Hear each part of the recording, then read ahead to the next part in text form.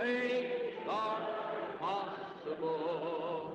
Oh, believe.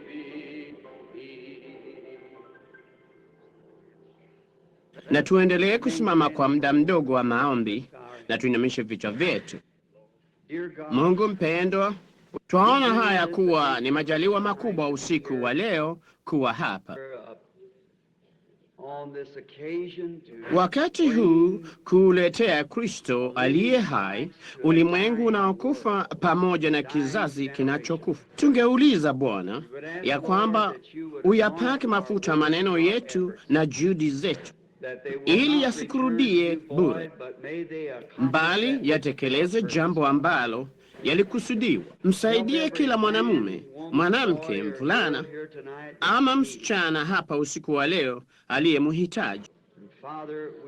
Na Baba, tunajua ya kwamba sote ni wahitaji, na tunapoondoka usiku wa leo, na tujisikie mioyoni mwetu kama wale waliotoka Emau baada ya wakisha kushuhudia kufuka kwa Kristo, wakisema, je, mioyo yetu haikuwaka ndani yetu hapo alipokuwa akisema nasi njiani? Tujalie hayo Bwana. Waponye walio wagonjwa na wanaoteseka, na asiweko yeyote mdhaifu miongoni mwetu baada ya ibada hii usiku wa leo. Na zaidi ya mambo yote, na kusiwe hata asiyeamini mmoja aliyesalia Bwana, na wote waamini hadi uzima wa milele, kwa sababu hilo ndilo kusudi la kukusanyika kwetu hapa. Twaomba baraka hizi kwa ajili ya utukufu wa ufalme wa Mungu, katika jina la Yesu Kristo, mwana wa Mungu. Mwaweza kuketi.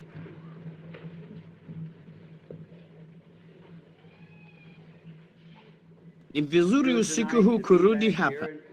Nami naona tuna watu wachache waliosimama huku, na nafikiri simu zimefunguliwa kuelekea miji mingi mbalimbali nchini kote, San Francisco, Tucson kule mashariki.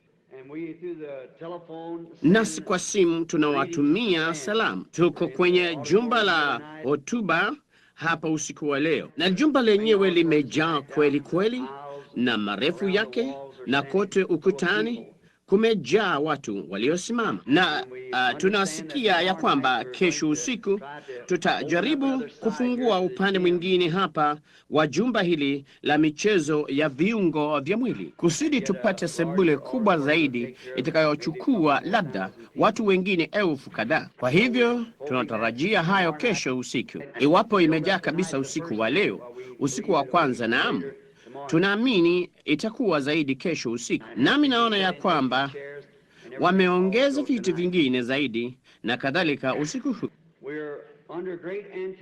Tunatazamia mambo makuu. Kwanza kule kuja kwa Bwana Yesu, alafu wokovu wa nafsi waliopotea ambao watampokea usiku wa leo na wawe tayari kwa kuja kwake atakapotokea. Nataka kuwapa salamu maalum na kuwakaribisha watu hawa wazuri walio jukwani, ambao nafahamu wengi wao ni wahudumu. Mamia kadhaa au zaidi wameketi kwenye jukwaa, nasi bila shaka tunafurahia ya kwamba wako hapa. Kwani nyote watu popote mlipo sehemu mbalimbali nchini, nami nafahamu ya kwamba wengine wako hapa waliovuka bahari, nchi za ng'ambo. Kwa hivyo tuna shukurani kwenu kuwa hapa mkafurahie ushirika huu pamoja nasi, ambao tunatarajia Mungu atatupa katika mkutano huu. Inaonekana kama kwamba tangu nilipofikiria kurudi huku kwa ajili ya siku hizi chache za mikutano, ya kwamba moyo wangu mwenyewe umeshtushwa ajabu na kujisikia sana ya kwamba jambo fulani liko karibu tu kutendeka. Sijui ni nini hasa, mbali natumaini ya kwamba ni ufunuo mkuu kutoka kwa Mungu ambao utatutayarisha na kutufanya raia bora zaidi wa ufalme wake, tunapotembea katika ulimwengu huu wa giza na dhambi na kutokuamini. Uwanja huu usiku wa leo, mahali papa hapa na jambo kubwa sana kwangu. Tangu nilipojua ya kwamba wamejenga jengo hili la shule hapa, nimetaka kufanyia ibada mahali hapa. Ninashukuru sana halmashauri ya shule pamoja na wale walioturuhusu kwa hisani yao kuitumia. Ilikuwa mahali papa hapa hasa, yapata mahali fulani hapa jengo hili linasimama usiku wa leo, ambapo jambo muhimu sana lilitokea yapata miaka 30 iliyopita, papa hapa kwenye jengo hili. Hakukuwa kitu ila buga wakati huo, nami naliishi katika kijumba kimoja ng'ambo kule, yapata yadi 200. Nilihusika sana siku hizo na wokovu wa baba na mama yangu, ambao wote wawili wamekwisha kuaga dunia tangu hapo hadi usiku wa leo. Na zaidi sana siku hiyo nilijishughulisha sana juu ya baba yangu. Nakumbuka nilikuwa nikilala ukumbini, ilikuwa joto, majira ya kiangazi. Hii imeandikwa naamini kwenye kitabu kidogo kiitwacho Yesu Kristo yeye yule jana, leo na hata milele. Ama ilikuwa kwenye kijitabu kiitwacho Siku liasi lile ono la mbinguni. Na nilipokuwa nimelala ukumbini, mara nikaamshwa, nami nikalemewa sana moyoni mwangu kwa ajili ya baba yangu. Kama wengi wenu mjini humu mlivyomjua baba yangu, nafikiri alikuwa mtu mkuu, ingawaje alikuwa mwenye dhambi, lakini alikuwa na tabia mbaya ambayo nilijaribu kukomesha kitu hicho sana nilivyoweza wakati wote. Hiyo ni kunywa pombe. Na usiku huo alikuwa akinywa, nami nikaamka nikilemewa sana moyoni kwa ajili yake, huku nikiwa na nguo za kulala tu. Nikavaa suruali na kuachilia shati la kulala, nikaondoka na kuzurula humu mbugani ambapo jengo hili linasimama sasa, nami nikapiga magoti kumwombea baba yangu. Na nilipokuwa nikiomba na kumuuliza Mungu amuokoe na asimwachilie ape mwenye dhambi, ya kwamba nalimpenda. Na nilipokuwa nikiomba, nikainuka kutazama upande wa mashariki kutoka hapa, na ono likatokea, na huku amesimama mbele yangu karibu sana nami.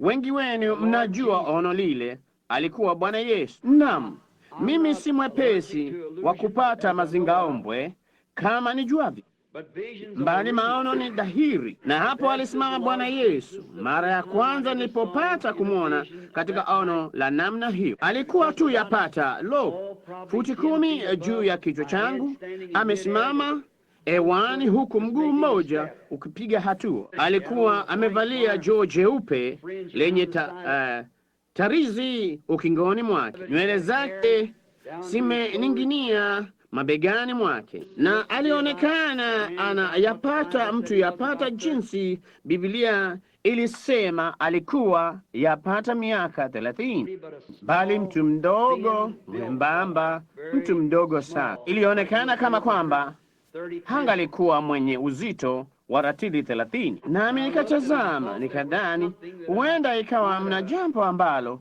huenda nimekosea. Kwa hivyo nikapanguza macho yangu na kutazama juu tena, naye alikuwa amesimama kwa upande, umbo la uso wake na kuonekana kwa uso wake ambao nimeuona daima katika maono, unafanana na picha ya kichwa cha Kristo katika umri wa miaka 30 kilichochorwa na Hoffman. Hiyo ndiyo sababu ninayo nyumbani mwangu, vitabuni mwangu, popote niwezapo kuiweka hiyo, kwa maana hivyo ndivyo ilivyokuwa. Sina vanana sana, isipokuwa alionekana mdogo. Nami nilipokuwa nikitazama, nikawaza, hakika simwangalii Bwana wangu akisimama pale. Nami nilikuwa ningesema mahali hivi, na huenda papa hapa ambapo hii chini ya ilipo mibara hii sasa, mahali fulani ilikuwa humu karibu katikati ya eneo la mzunguko, toka mahali hapa naposimama vyema niwezavyo kupima, ni kati ya yadi 40 au 50 mahali fulani kwenye mviringo huu hapa. Nikainua macho yangu, naye alikuwa amesimama pale, nami nikaomba kidole changu kuona kama nilikuwa nimelala. Unajua jinsi inaonekana tu kama kwamba sivyo. Nami nilikuwa tu mtu mchanga katika Bwana wakati huo. Nilikuwa nimehubiri yapata miezi 6. Nikaomba kidole changu, nikachukua unyasi na kuvunja. Baadhi yenu watu mnaoishi hapa nchini mnajua jinsi kile kijiti cha kuchokoa meno cha zile nyasi kilivyo. Nikaanza kukitafuna, nami nikasema, haiwezekani, mimi ninaota. Nyumbani kwetu ndiko kule, baba, mama na watoto wako kule, na pale kulikuwa kile kidimbwi cha kale kilichoitwa nyumba ya matofali kule chini, nilimokuwa nikiwinda bata karibu yadi 200 kutoka hapa. Nami nimesimama mbugani, haina budi kuwa hivyo. Nikapiga ardhi teke, nikakanyaga kwa miguu yangu kwa nguvu kidogo, na kutukiza kichwa changu na kusugua mikono yangu. Kainua macho yangu tena na kuangalia upande mwingine, katazama tena, ndiye huyu amesimama pale, na upepo ukaanza kuvuma, nami nikaona zile nyasi zikipeperushwa, na zilipoanza kupeperuka mavazi yake yakapeperuka nazo kama nguo zinazoanikwa kwenye kamba, yakaanza kupeperushwa. Alikuwa amesimama pale, nikamtazama, nami nikawaza, laiti ningaliutazama uso wake. Naye alikuwa anatazama upande wa mashariki hivi hivi, alikuwa akichungulia sana. Nami nikapiga hatua moja mbele nipate kutazama uso wake vizuri zaidi, ingawaje singeweza kumwona vizuri sana. Mikono yake mbele yake imefichwa kutoka mahali niliposimama. Nami nikasongea tena, nikajikohoza hivi, nikafanya kuona kama ningalimtazamisha mbali, hakujimudu. Ndipo nikawaza, labda nitamwita. Niliposema Yesu, akageuza kichwa chake, na aliponitazama aliinua tu mikono yake. Hilo tu ndilo ninalokumbuka kwa karibu mchana kutwa. Nilikuwa nimelala papa hapa mahali fulani hapa uwanjani ambapo mjengo huu uko. Shati langu la kulala limelowa machozi, ambapo nilikuwa nikilia, nami nikazimia. Uso wake ulikuwa na sura ambayo hakuna mchoraji angaliweza kuchora ama kutia rangi. Angaliweza kufanya hivyo. Ilionekana kama mtu ambaye kama ungalimtazama ungalitaka kulia kwa kumhurumia na kumheshimu kwa kicho, walakini mwenye uweza wa kutosha hivi kwamba angalinena ulimwengu ungalipinduka, na hiyo sura haingalichorwa na mchoraji. Na msikujua hata wa leo maana yake, bali ndimi huyu usiku wa leo baada ya miaka 30. Nimesimama kwenye jumba la hotuba lililowekwa wakfu sasa kwa ajili ya utumishi wa Mwenyezi Mungu.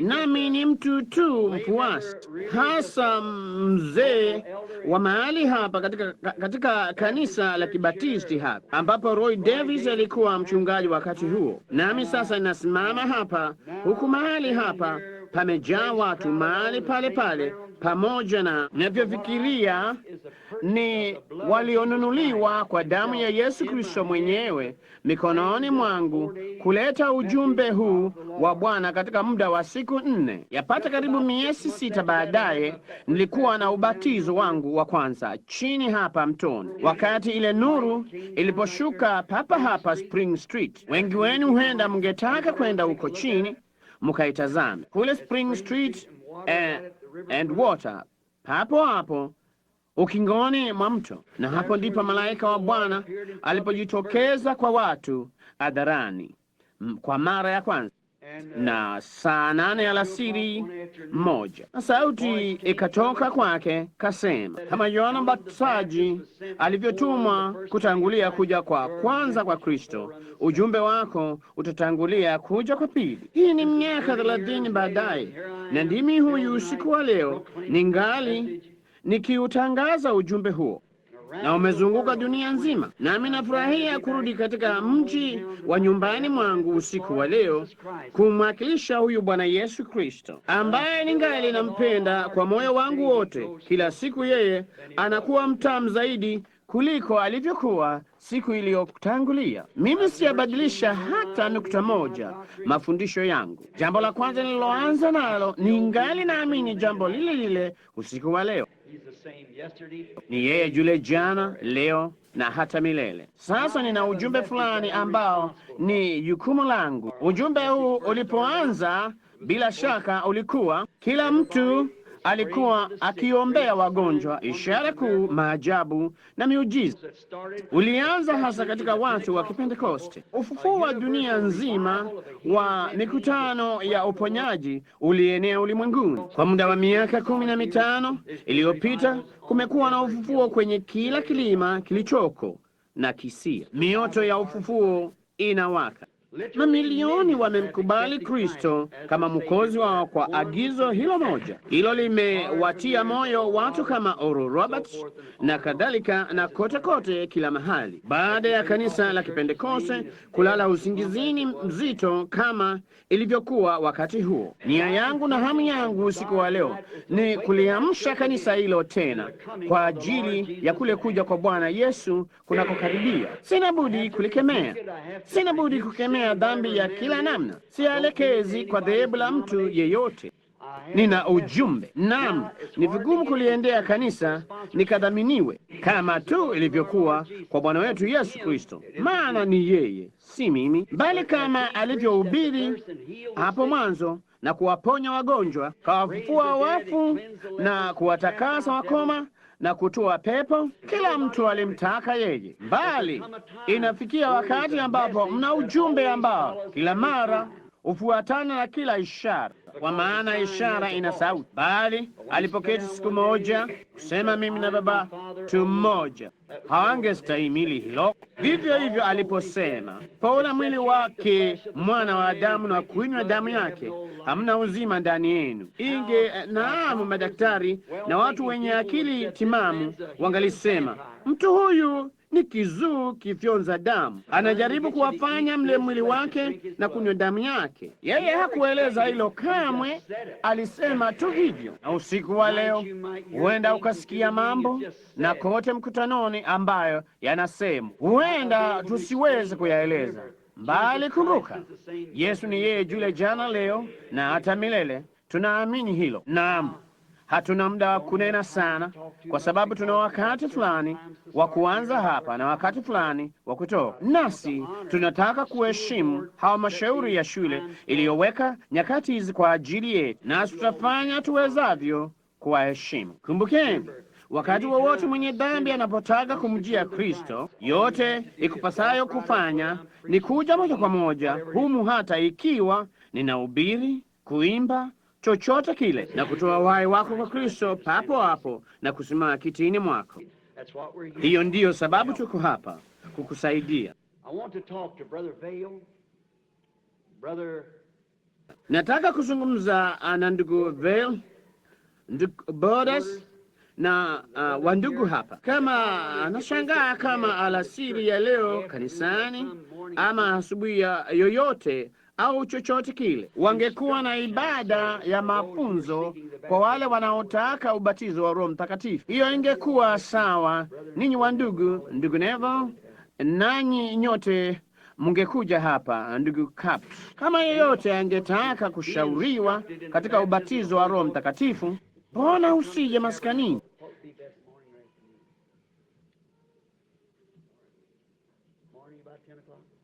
Yapata saa 4 asubuhi. Kama una swali kuhusu haya mafundisho, kama una swali kuhusu ujumbe huu, iwapo unataka kuwa, kama haujahudumiwa kibinafsi kamwe, uombewa ama chochote unachotaka kujua na watu hao, mbona usijipenyeze tu kule chini saa 4 asubuhi ukawaone watu hawa? Utakuweko mmoja au wengi wao pale kukushauri, kuombea wagonjwa, kujibu maswali, jinsi tu mtu binafsi angalifanya.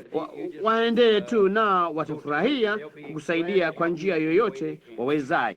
Sasa kabla tu hatujaliendea neno, tunataka kumwendea mwandishi wa neno te. Huenda ukala kupita kiasi, huenda ukanywa kupita kiasi, Huenda ukacheka kupita kiasi, huenda ukatembea sana, bali hauwezi ukaomba kupita kiasi. Basi nataka waume wasali kila mahali, huku wakiinua mikono iliyotakata pasipo taswisi.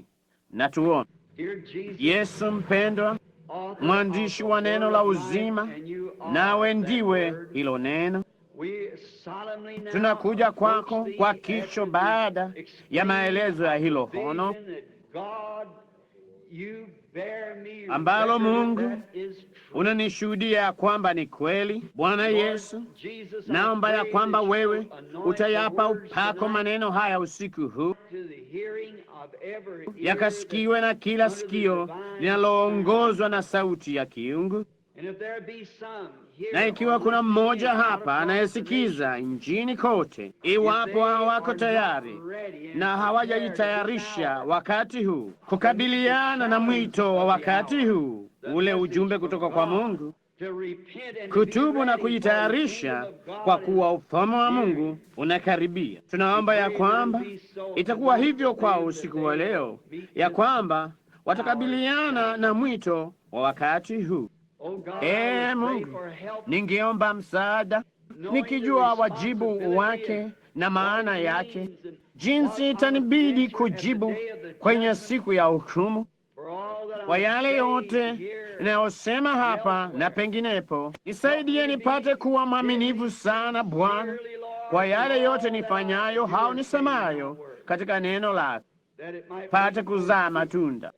Kwa kuwa kama agizo lako lilivyokuwa, neno hili lisiondoke kinywani mwako, bali litafakari usiku na mchana, upate kuangalia kutenda sawa sawa na maneno yote yaliyoandikwa katika Torati, maana ndipo utakapoifanikisha njia yako, kisha ndipo utakapostawi sana. Je, si mimi niliyekuamuru uwe hodari na moyo wa ushujaa, kwa kuwa Bwana Mungu wako yu pamoja nawe kila wendako. Bwana Yesu, ifanye hivyo usiku wa leo. Twaomba katika jina la Yesu, amin. Ijumaa na Jumamosi kutoka saa 4 hadi saa 6 kwenye maskani kule barabara ya 8 ya Penny kutakuwa na mashauri, majibu ya mafundisho, maombi kwa ajili ya wagonjwa na kadhalika. Njoo moja kwa moja kule chini iwapo una swali lolote, chochote unachotaka. Kutakuweko na watu kule kuyashughulikia. Bwana awabariki. Basi kwa ajili ya kuanza ibada usiku huu, siwezi kutenda lolote ila kuifungua moja kwa moja kwa ujumbe wetu. Hilo ndilo kusudi letu kuwa hapa, na sasa ndiyo sababu nimekuja tena. Na Jumapili asubuhi, Bwana akipenda, kukabiliana na lile swali kuu la wakati huu kuhusu ndoa na talaka. Basi katika Wagalatia 4:27 nataka kusoma maneno haya 4:27 hata 31 yote pamoja. Kwa maana imeandikwa, furahi wewe uliye tasa usiyezaa, hasa sauti ulie wewe usiye na utungu, maana watoto wake yeye aliyeachwa pekee ni wengi kuliko huyu aliye na mume. Basi ndugu zangu, kama Isaka sisi tu watoto wa ahadi, lakini kama vile siku zile yule aliyezaliwa kwa mwili alivyomudhi yule aliyezaliwa kwa roho, ndivyo ilivyo na sasa. Lakini lasemaje andiko? Mfukuze mjakazi na mwanawe, kwa maana mwana wa mjakazi hataridi kabisa pamoja na mwana wa muungwana. Ndiposa ndugu zangu, sisi si watoto wa mjakazi, bali tu watoto wa huyo aliye muungwana. Bwana na aongeze baraka zake kwa kusoma kwa neno lake. Sasa naamini hapa ya kwamba nachukua somo kama hili geni lisilo la kawaida, bali wakati mwingine tunamwona Mungu katika nyakati za kipekee, njia za kipekee na vitu vigeni, kwa sababu Mungu si wa kawaida, nao wamtumikiao kweli kwa mioyo yao yote. Humtumikia kwa njia za kipekee kwa mambo au njia za ulimwengu. Somo hili linaitwa mbegu haitarudi pamoja na kapi. Paulo hapa ananena habari za mzao halisi wa wale wana wawili wa Ibrahimu. Paulo mwenyewe anafurahi kujiweka mwenyewe katika uzazi wa muungwana. Sasa tunajua ya kwamba Ibrahimu alikuwa na wana wawili kwa wanawake wawili mbalimbali. Mungu alimpa ahadi kwa Sara au kupita kwa Sara ya kwamba mwana atazaliwa, na kwa mwana huyu ulimwengu ungebarikiwa. Mataifa yote yangebarikiwa kwa ajili ya huyu mwana, na imeaminiwa kwa kawaida, hasa miongoni mwa Wayahudi, ya kwamba hii ilikuwa Isaka, mbali sivyo. Huyu mwana aliyeahidiwa Ibrahimu ni Yesu, na ndiye wa mzao wa kifalme aliyeahidiwa Ibrahimu.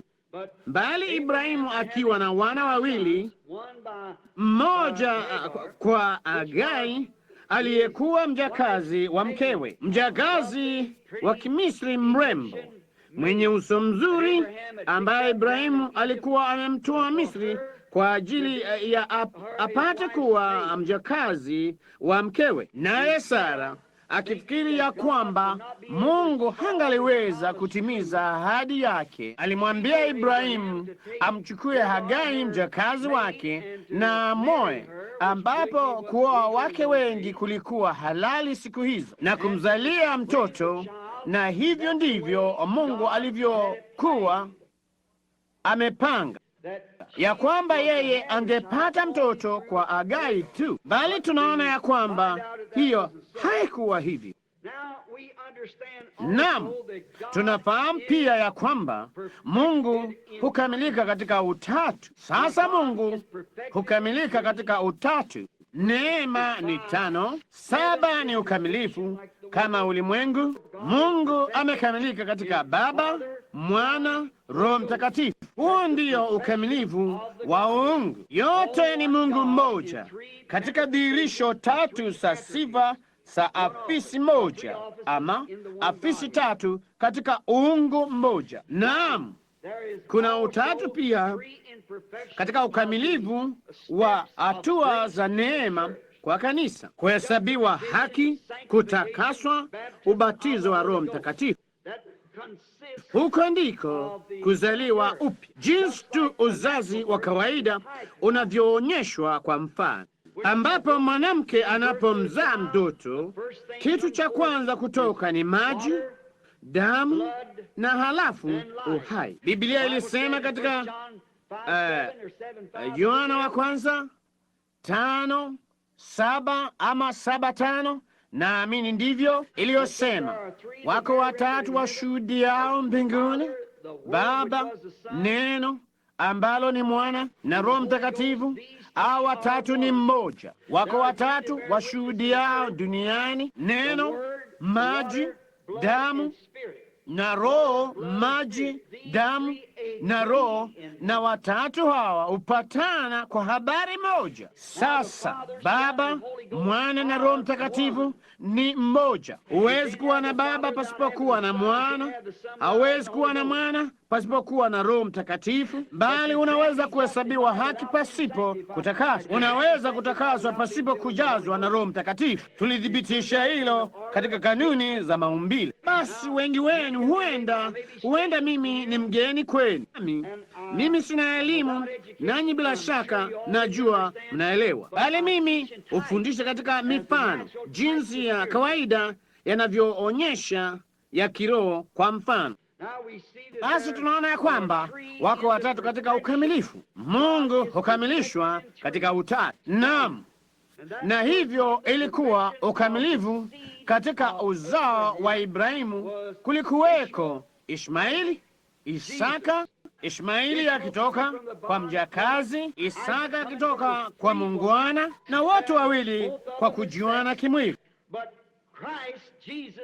Bali Kristo Yesu akitoka kwa bikira, hamna kujuana kimwili. Hapa huyo mzao mmoja mzao mmoja, si wazao, bali mzao mmoja. Hawa wengine hawakuwa mzao wa Ibrahimu, kwa maana mzao wa Ibrahimu ulikuwa mzao wake kwa imani, ambao Mungu alikuwa akinena habari zake, si uzao wake wa kawaida. Kwa maana baada ya kifo cha Sara, Ibrahimu alioa mwanamke mwingine, naye akawa na wana 7 pamoja na binti. Kwa hivyo haingalikuwa wazao wa Ibrahimu, ilikuwa mzao wa Ibrahimu mmoja, na huyo alikuwa mzao wa imani ya Ibrahimu, ikielekeza kwa mzao wa kifalme ambaye angekuja kupitia kwa imani ya Ibrahimu. Si maisha ya kawaida ya Ibrahimu, mbali maisha ya kiroho ya Ibrahimu, aliyechukua kila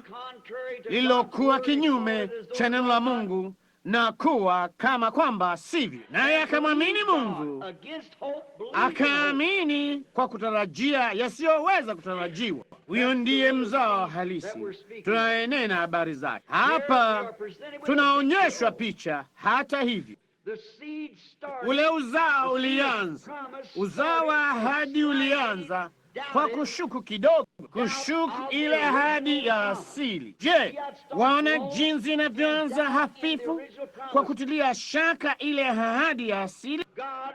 Mungu alimwahidi Ibrahimu kupata mtoto huyu kwa Sara, bali sasa tazama, ule uzao wa kwanza wa Ibrahimu kwa mjakazi ulikuja kwa ajili ya Sara kutilia shaka kwamba hili lingetendeka, kwa maana alikuwa mzee na amepita umri wa kuzaa. Sasa hivyo ndivyo kanisa linavyoanzia, hivyo ndivyo linavyoanzia kila mara. Unaanza chini kabisa, hawanzii kule juu kabisa. Mtu anapojaribu kupanda ngazi, akijaribu kufikia juu kabisa, kwanza atavunjika shingo. Huna budi kuanza mwanzo na kuendelea kupanda juu. Nasi hapa tunaona ule mwanzo wa ahadi ya Mungu ukidirishwa kwa kutilia shaka kidogo, kulitatiza mpango wa Mungu. Vivyo hivyo ndivyo dhambi ilivyoanza katika bustani ya Edeni. Hivyo ndivyo mauti yalipoanza kwa dhambi. Ilikuwa wakati neno moja la Mungu lilipoeleweka vibaya au kutiliwa shaka. Huwezi kushuku au kuweka mahali pasipofaa neno moja la Mungu ambalo ni Bwana hasema hivi, neno liwe hivyo. Na hapa hata Sara, ambaye kwake ahadi, Sara akiwa mwanamke ambaye ni mfano wa kanisa, alishuku mpango asili wa neno la Mungu lililoahidiwa na kusema, ewe Ibrahimu, mume wangu, mchukue huyu mjakazi mrembo, ukaishi naye na ukawe mume kwake, naye Mungu atatoa huyu mzao aliahidiwa kupitia kwake, nami nitamchukua huyo mtoto. Mwaona, kutojali nukta moja tu kulibadilisha mpango ule wote. Kwa hivyo hatuna budi kuchukua kila neno la Mungu kama Bwana asema hivi. Kila neno la Mungu ni kweli. Ndiposa hapa uzao unaanza hapa katika ahadi iliyotiliwa shaka kidogo. Isaka akiwa mzao wa muungwana, mwanamke aliahidiwa, akazaa, kama Paulo anajaribu kueleza hapa katika Wagalatia, akazaa mbegu ya kawaida iliyoahidiwa. Naye anaendelea kusema hapa ya kwamba watoto wa mjakazi hawawezi kurithi pamoja na watoto wa mungwana, kwa sababu wao ni tabaka mbili mbalimbali. Na hiyo ni kweli. Asiamini hawezi kurithi pamoja na anayeamini. Haiwezekani kamwe. Hapo ndipo shida ilipo leo. Hauwezi kumfanya kuku wa kidhehebu akaamini pamoja na tai. Hauwezi kamwe. Hapo ndipo shida ijapo. Huna budi kuamini kila neno la Mungu. Wewe tu, ninyi si warithi pamoja, wala hautaweza kujiunga nalo. Hauwezi. Huna budi kuwa tai au kuku. Haingaliweza kurithi pamoja na Ishmaeli, uzao huo wa mjakazi kwa ajili ya kutilia shaka. Sara alishuku neno la Mungu ya kwamba Mungu angaliweza kulitimiza. Tazama, Ibrahimu, mnaona ninayojenga kwa ajili ya Jumapili asubuhi? Ibrahimu hakuishuka, Sara aliishuka. Ilikuwa ndiye, si Adamu aliyeshuku, ilikuwa ni Hawa aliyeshuku. Ndiposa tutaona mengi juu ya hilo tutakapolichukua tena Jumapili asubuhi. Wala ya kiroho haiwezi yenye tabia ya asili iridi na ya kiroho, wala wana wa Ishmaeli hawataridi pamoja na wana wa Isaka, wala wa kimwili kuridi pamoja na kiroho. Kanisa la kimwili, kanisa la kiroho. Kuna kanisa la kimwili ambalo hawa wanawake wanaonyesha kwa mfano, na kuna kanisa la kiroho pia. Kwa hivyo kanisa la kimwili na kanisa la kiroho hayawezi kuridi pamoja, ni tofauti, ni nyakati mbili mbalimbali, watu wa tabaka mbili mbalimbali, chini ya agano mbili mbalimbali.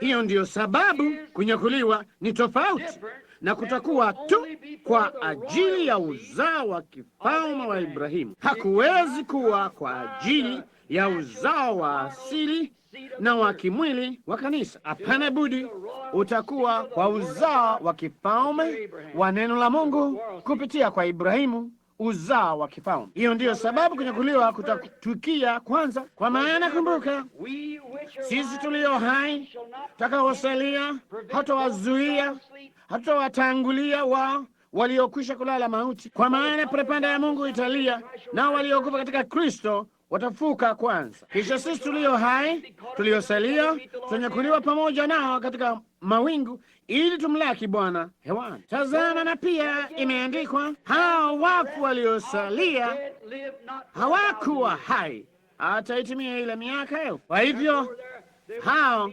si hawatarudi pamoja, hawatanyakuliwa pamoja. Bila shaka kuna kanisa la kawaida na kanisa la kiroho, kanisa la kimwili, kanisa la kiroho.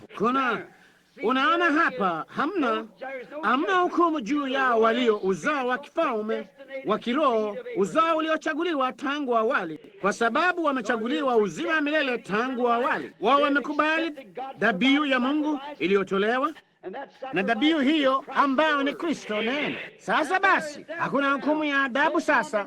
Yohana Mtakatifu 5:24, mkitaka andiko hilo. Sasa basi, hakuna hukumu ya adabu juu yao walio katika Kristo Yesu, Warumi 8:1, wasienenda kufuata mambo ya mwili, bali mambo ya Roho, na Warumi 5:24. Yeye alisikiaye neno langu, neno hilo hapa ni afahamuye. Mlevi yoyote anaweza kusikia na kuondoka aende mbali. Yeye alisikiaye neno langu, anayefahamu neno langu na kumwamini yeye aliyenipeleka, yuna uzima wa milele, wala haingii hukumuni, bali amepita kutoka mautini kuingia uzimani.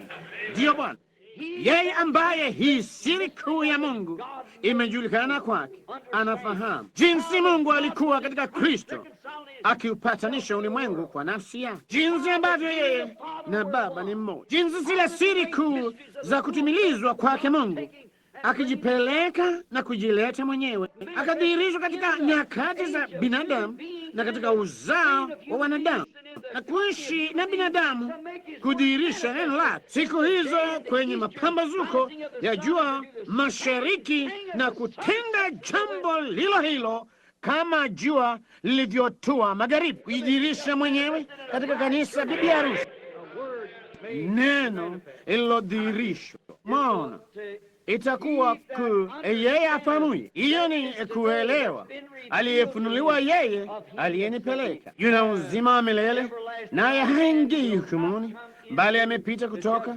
mautini kuingia uzimani. Ule mzao wa kawaida ulikuwa tu mbebaji wa ule wa kiroho, mbegu kama umbua, kishada na kati. Tumepitia hayo hapo mbeleni katika ujumbe mwingine, bali ningetaka kuyapitia kidogo tena, ama kuyarudia tena kwa dakika moja. Basi hapa mna hatua tatu za mbegu zinazotuonyesha picha halisi. Hizo hatua tatu za mbegu ya kawaida adini, kama vile mbegu hupandwa, inatoa umbu, jani ndogo, linalochipuka kwake, kisha kishada, alafu mbelewele zinainginia mle, alafu kapi, ndiposa ile mbegu tena. Tazama hatua hizi za mfano mkamilifu hapa na jinsi ulivyotimilika kabisa mfano, maana Mungu ndiye mwanzilishi wa maumbile yote. Kwa hivyo maumbile hayawezi kushindwa kama tu vile Mungu hawezi kushindwa, kwa sababu ndiye aliyeweka kitu hicho katika hali yake tu, tupate kutazama na kuona. Tazama, Hagai alikuwa umbua ambaye alikuwa chanzo cha kuchipuka kwa ile mbegu. Sasa hakufanana hata kidogo na ile mbegu. Ulikuwa umbua, kwa maana alikuwa mjakazi, hakuwa katika ile hadi kamwe, hana uhusiano wowote na neno, pagazi tu wa ile mbegu. Mwangalie Sara, ila kishada kilichokuwa na mbelewele. Taifa hilo la Kiyahudi ilitoka kwake, kutoka kwa Sara akaja Isaka, kupitia Isaka akaja Yakobo, Yakobo akawazaa wale wazee, na kupitia kwa wale wazee likainuka taifa. Bikira Mariamu imani akazaa mzao neno wa kiroho wa kweli aliyefanyika mwili. Wanawake watatu walioibeba hiyo mbegu. Mmoja wao kusema kweli alikuwa mzinzi chini ya kuwa wanawake wengi. Pili alikuwa muungwana, na watatu haikuwa kujuana kimwili kamwe, bali kwa imani aliamini neno la Mungu. Hagai, Sara, watu wawili, Sara na Hagai, ilikuwa kujuana kimwili, bali Mariamu alikuwa bikira kwa uweza wa neno lililoahidiwa la Mungu. Hiyo ni kweli. Ule umbua Hagai, wake wawili wakashuku ile ahadi, bali tazama kile hiyo ilisababisha. Kati Hagai mke wa pili wa Ibrahimu, alikuwa tu bila shaka alikuwa mke suria, bali akamzaa. Lakini mtu wa aina gani? Ile ilisema alikuwa mtu mkali sana, aliishi kwa upinde wake na hamna mtu angalimshinda. Alikuwa mtu asiyetiishwa, mkali, asiyeweza kuongoka, asiyefanywa upya, hangetiishwa. Alikuwa mkali sana, kwa sababu alikuwa kinyume cha neno la Mungu. Chochote kilicho kinyume, mhubiri yeyote, mshirika yeyote, kanisa lolote ambalo ni kinyume cha neno la Mungu litazaa kundi jeuri na zinivu la Hollywood ya kidunia, lisiloweza kudumu kwa neno, lisilochanganywa, kwa sababu hata halijahesabiwa katika ile ahadi. Hata Sara, yule mke wa kweli wa ahadi, akiwa kishanda, akazaa mtu mpole, mahali pake akazaa taifa lililoahidiwa ambalo limtumikia Mungu. Bali Mariamu, bila kujuana kimwili kamwe, bali aliamini neno lililoahidiwa alipokuwa bikira, hasiyemjua mwanamume. Naye malaika wa Bwana akakutana naye akasema, salamu Mariamu, umebarikiwa wewe katika wanawake, kwa maana Mungu yu pamoja nawe. Na akasema, hatukuwaje mambo haya? Yeye akasema, malaika akasema, Roho Mtakatifu atakujilia juu yako. Haikuwa imetendeka katika nyakati zote, bali Mariamu alimwamini Mungu, naye akasema, tazama, mimi ni mjakazi wa Bwana. Yeye akaamini neno. Atampataje? Alijua ya kwamba Hagai alimpata mwana kwa tamaa ya kujuana kimwili na Ibrahimu, naye Sara alimpata mwana kwa tamaa ya kujuana kimwili na Ibrahimu, watoto wa ahadi, mjakazi na mungwana. Hapa anaulizwa kuamini lile toleo kwa imani aliyokuwa nayo Ibrahimu, ambaye aliamini mambo yasiyowezekana. Radi tu Mungu alisema ilikuwa hivyo, yeye akamwamini Mungu, hakuionea mashaka. Alisema, tazama, mimi ni mjakazi wa Bwana, haijalishi nitalaumiwa vipi na ulimwengu, na iwe kwangu kama ulivyosema. Hapo akazaliwa yule mzao halisi. Sara hangalifanya hivyo kwa sababu ilikuwa kujuana kimwili, Naam, wala Sara hangaliweza, kwa maana ilikuwa kujuana kimwili, wala kanisa haliwezi chini ya ufuasi wa kidhehebu. Inachukua imani safi kabisa ya neno la Mungu kufanya ahadi ya watu. Ufuasi wa kidhehebu hautazaa kama kanisa iliyozaliwa mara ya pili. Hauwezi utazaa kitu kingine cha kuigiza. Utazaa kitu fulani ambacho kinaliigiza, kitu kinachojaribu kuwa kama lenyewe. Bali kanisa halisi la Mungu lililozaliwa mara ya pili huamini neno lake dhidi ya chochote kile, kwa sababu halijagoshiwa. Mambo haya huja kwa ahadi ya Mariamu aliyekuwa wa kweli. Alisema kwa bila kujuana kimwili, kasema, na iwe kwangu kama ulivyosema, tazama mimi ni mjakazi wako. Naye akazaa. Alizaa nini? Si mtu mkali sana, si taifa, bali alizaa neno, Mungu mwenyewe aliyedhihirishwa katika mwili. Amin. Yule mzao wa kweli wa Mungu aliyedhihirisha kila ahadi ambayo Mungu alifanya katika Biblia. Bila yeye hamna mtu awezaye kuishi. Bila yeye alikuwa ile mbegu ya kweli. Alikuwa tayari amepita lile, alikuwa kapi lililozaa ile punje. Sasa wale wengine wawili walikuwa wabebaji wa uhai kama tu uzao wa kawaida. Mariamu, sasa kumbuka, nilisema wale wengine wawili. Sasa Mariamu, usimfanye yeye Mungu jinsi watu wengine hujaribu kumfanya yeye. Hakuwa Mungu, la Bwana. Alikuwa tu mchukuzi wa ile mbegu kama wengine wao walivyokuwa, bali kama vile imani katika neno inaleta zaidi sura halisi, kama vile mahindi yanavyoiva ama ngano, umbua huchipuka, ndipo mbelewele, kisha hutokea kapi. Mbali wakati unafikiri hilo kapi, usipokuwa mwangalifu, linaonekana kama ngano halisi hasa, bali inavyofunguliwa ngano halisi imo ndani yake, ni chukuzi tu tena. Kwa hivyo unaona, Mariamu si kwa kujiona kimwili, bali kwa imani. Kitu kama hicho hasa. Mariamu hakuwa yule mzao. Mariamu alikuwa mchukuzi wa yule mzao. Yeye alikuwa ndiye mzao wa imani, kwa sababu neno la Mungu iliyotolewa kwa Ibrahimu kwa imani, na ni imani tu ambayo inaweza kuleta yale Mungu aliyosema angetimiza, imani katika neno lake. Tazama jinsi Mariamu alikuwa kama ile halisi, mbali kama kapi.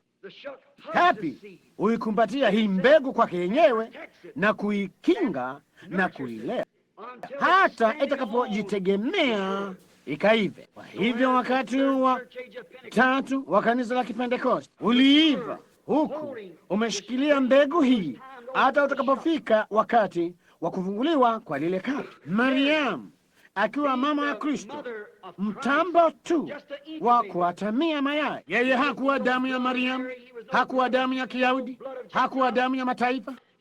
Yeye alikuwa damu ya Mungu. Mungu aliumba hii damu, haingekuwa kujuana kimwili. Yeye hakuwa Myahudi wala mtaifa. Mtoto mchanga hana hata tone moja la damu ya mamaye.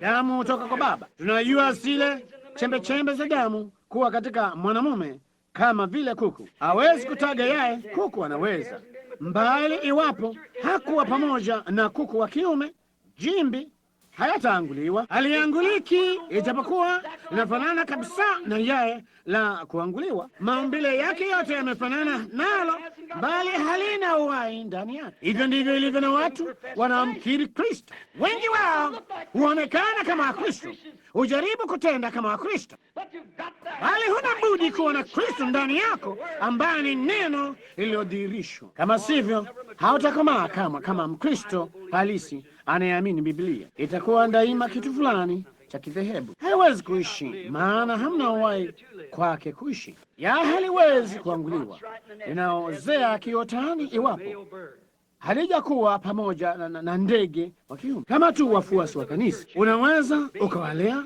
na kuwaita ukawafanya mashemasi na chochote kile. Hali hawa utakuwa na kioto kilichojaa mayai yaliyooza, isipokuwa yameungana na mbegu ya kiume. Mchukuaji lile kapi liliilea. Hiyo ni kweli, ndipo hiyo. Hivyo ni kusema mbegu yenyewe haina budi kuliacha lile kapi, au kapi shati liachilie ile mbegu kusudi hiyo mbegu ipate kuwa kwenye jua ili ikaivishwe. Tunaona yote katika mifano. Tazama hapa jinsi ilivyo karibu. Kanisa la siku za mwisho linafanana na mbegu yenyewe. Tazama jinsi hili dhehebu la Pentekoste lililoinuka katika siku za mwisho, na tutaifafanua baada ya kitambo kidogo. Maona jinsi wanavyokaribia sana kufanana na ile mbegu. Kapi linapotokea kwenye punje ya ngano ama jani la ngano, baada ya mbelewele kuingia mle katika sehemu ya pili ya kuleta sehemu ya tatu, ambayo ni kapi. Na jinsi, iwapo wewe uchunguzi kwa makini sana, au utaweza kama kujua kwamba hiyo si punje halisi ya ngano mle ndani. Hiyo punje ndogo inapochupuka huonekana kama punje. Bali hebu uketi chini ukaifungue na utaona kwamba hamna punje kama, ni kapi tu, mchukuzi wa punje. Na punje, kumbuka, hutoka kwa hilo. Hamna nyingine tena baada ya hilo kapi. Kumbuka, hamna mzao zaidi ulioahidiwa kwa mwanamke yeyote popote baada ya Mariamu, na hamna madhehebu yaliyoahidiwa baada ya Pentekoste. Ni bibi harusi anayenyakuliwa anayetoka humo, ile mbegu, neno lililodirishwa tena. Tazama uone inavyofanana. Mathayo alisema, Mathayo ya Mtakatifu 24:24 ilisema kwamba hizo roho mbili katika siku za mwisho, roho ya kanisa ya watu wa kanisa na roho ya watu wa bibi harusi, zitafanana sana hata ingewapoteza kama yamkini walio wateule. Hivyo ndivyo jinsi zinavyofanana. Tazama jinsi ilivyokuja kupitia kwenye umbuo. Sasa tazama, tutaonyesha jambo hapa kwa mfano. Luther katika ule wakati wa kanisa akizaa yule mzaa bibi harusi, ilikuwa roho yule yule. Luther alisimama tu juu ya punje moja ya mbegu. Hiyo ilikuwa kule kuhesabiwa haki kwa imani. Alikuwa mfano halisi wa Hagai. Tazama, Wesley alikuwa mfano wa Sara Philadelphia, ule wakati wa upendo uliochipuza kishada, ambacho katika wakati wa Wesley kulikuweko wamishonari wengi kuliko wakati mwingine wowote tumekuwa nao. Ule wakati mashuhuri sana wa mishonari wa siku za John Wesley. Bali Pentecost ilimwakilisha Mariamu. Mariamu ile sehemu yake ya mwisho. Sasa yeye hakuwa ule mzao, walakini ule uhai wa yule mzao ulikuwa ndani yake, bali hakuwa umekomaa bado. Najisikia wakidini sana. Haukuwa umekomaa bado, ulikuweko bali haukuwa umekomaa. Hivyo ilivyokuwa kwa wakati wetu wa Pentekoste tunamoishi. Hana budi kutokea neno ambalo si la kidhehebu, nje ya milki ya hilo dhehebu. Luther alifanyika kapi pamoja na neno lake la kwanza, mwenye haki ataishi kwa imani. Wesley alikuwa na maneno mawili, takaso; pili, kazi kamili ya neema. Pentekoste ilikuwa neno la tatu, kurudishwa kwa karama. Bali ile mbegu yote haina budi kutokea. Unaona jinsi wao walivyounda dhehebu kwa neno moja, neno lingine, neno lingine, bali hapana budi kuwa na kitu kisichoweza kufanyika dhehebu. Ni ule wai wote uliomo mle ambao hauna budi kujizaa wenyewe katika bibi harusi. Hapawezi kuwepo nyakati zingine za kanisa baada ya huu. Tuko katika wakati wa mwisho. Ndugu na dada, tuko hapa, tumefika. Bwana ashukuriwe. Amin. Naam, tunaona mambo haya ni ya kweli iwezavyo kuwa. Ndiposa tunaona anapokuwa kishada, au Wesley akiwa kishada, Pentekoste ikiwa kapi, ambao ndiyo hatua inayofuata kwa kutokea kwa punje. Bali ndugu dada, umbua sio punje, wala kishada sio mbegu, wala kapi si mbegu. Ijapokuwa kila mara inapoiva inafanana zaidi na zaidi na punje. Umbua haufanani na punje. Basi nini kinachochipuka? Kishada, kifundo kidogo. Inaonekana inafanana sana na punje kuliko jani linavyofanana nayo. Nini kinachofuata? Kapi linashikilia ile punje, linalea punje. Sasa tazama tena kwenye ile ahadi Mungu aliyomfanyia Ibrahimu, ya uzao wako, akinena kiroho. Yeyote wetu anajua hayo. Ilikuwa akinena kuhusu Kristo, si Isaka, kupitia mzao wake wa imani. Tazama, wa kwanza alikuwa kwa mjakazi, hakufanana hata kidogo na ile ahadi. Mungu si lazima agairi neno lake kwa ajili ya mtu yeyote. Mungu alisema itakavyokuja, na hivyo ndivyo itakavyokuja. Bali Sara, akiwa mwakilishi wa kanisa, mfano wa kanisa, alitambua hapa kwamba yeye alisema vema, naamini ni tukio la ajabu sana, hata siwezi kuliamini. Kwa hivyo wewe nenda kamchukue Hagai ukamfanye mkeo. Unaona hapo, waumbua hafanani na ile ahadi kamwe. Bali Sara alipojitokeza, naam, hiyo ilionekana nzuri sana, ilifanana sana na ile ahadi hapo, bali haikuwa ile ahadi halisi, kwa sababu Israeli katika Isaka ilishindwa na kumkana yule mzao halisi alipokuja. Haleluya! Msihangaike, msitimie mbio, hilo halitawadhuru. Akamkana yule mzao, akamsulubisha na kumtundika msalabani, jinsi Paulo alivyosema hapa. Je, si mzao wa mungwana ama mjakazi ulimuudhi mzao wa mungwana? Jinsi uzao wa dhehebu unavyoudhi ile punje halisi, haina budi kuwa hivyo daima. Hawatarudi pamoja, hawatachangamana. Hawa bila shaka ni ahadi mbili mbalimbali, nyakati mbili mbalimbali, tabaka mbili za watu mbalimbali kabisa. Mmoja ni bibi harusi na mwingine kanisa.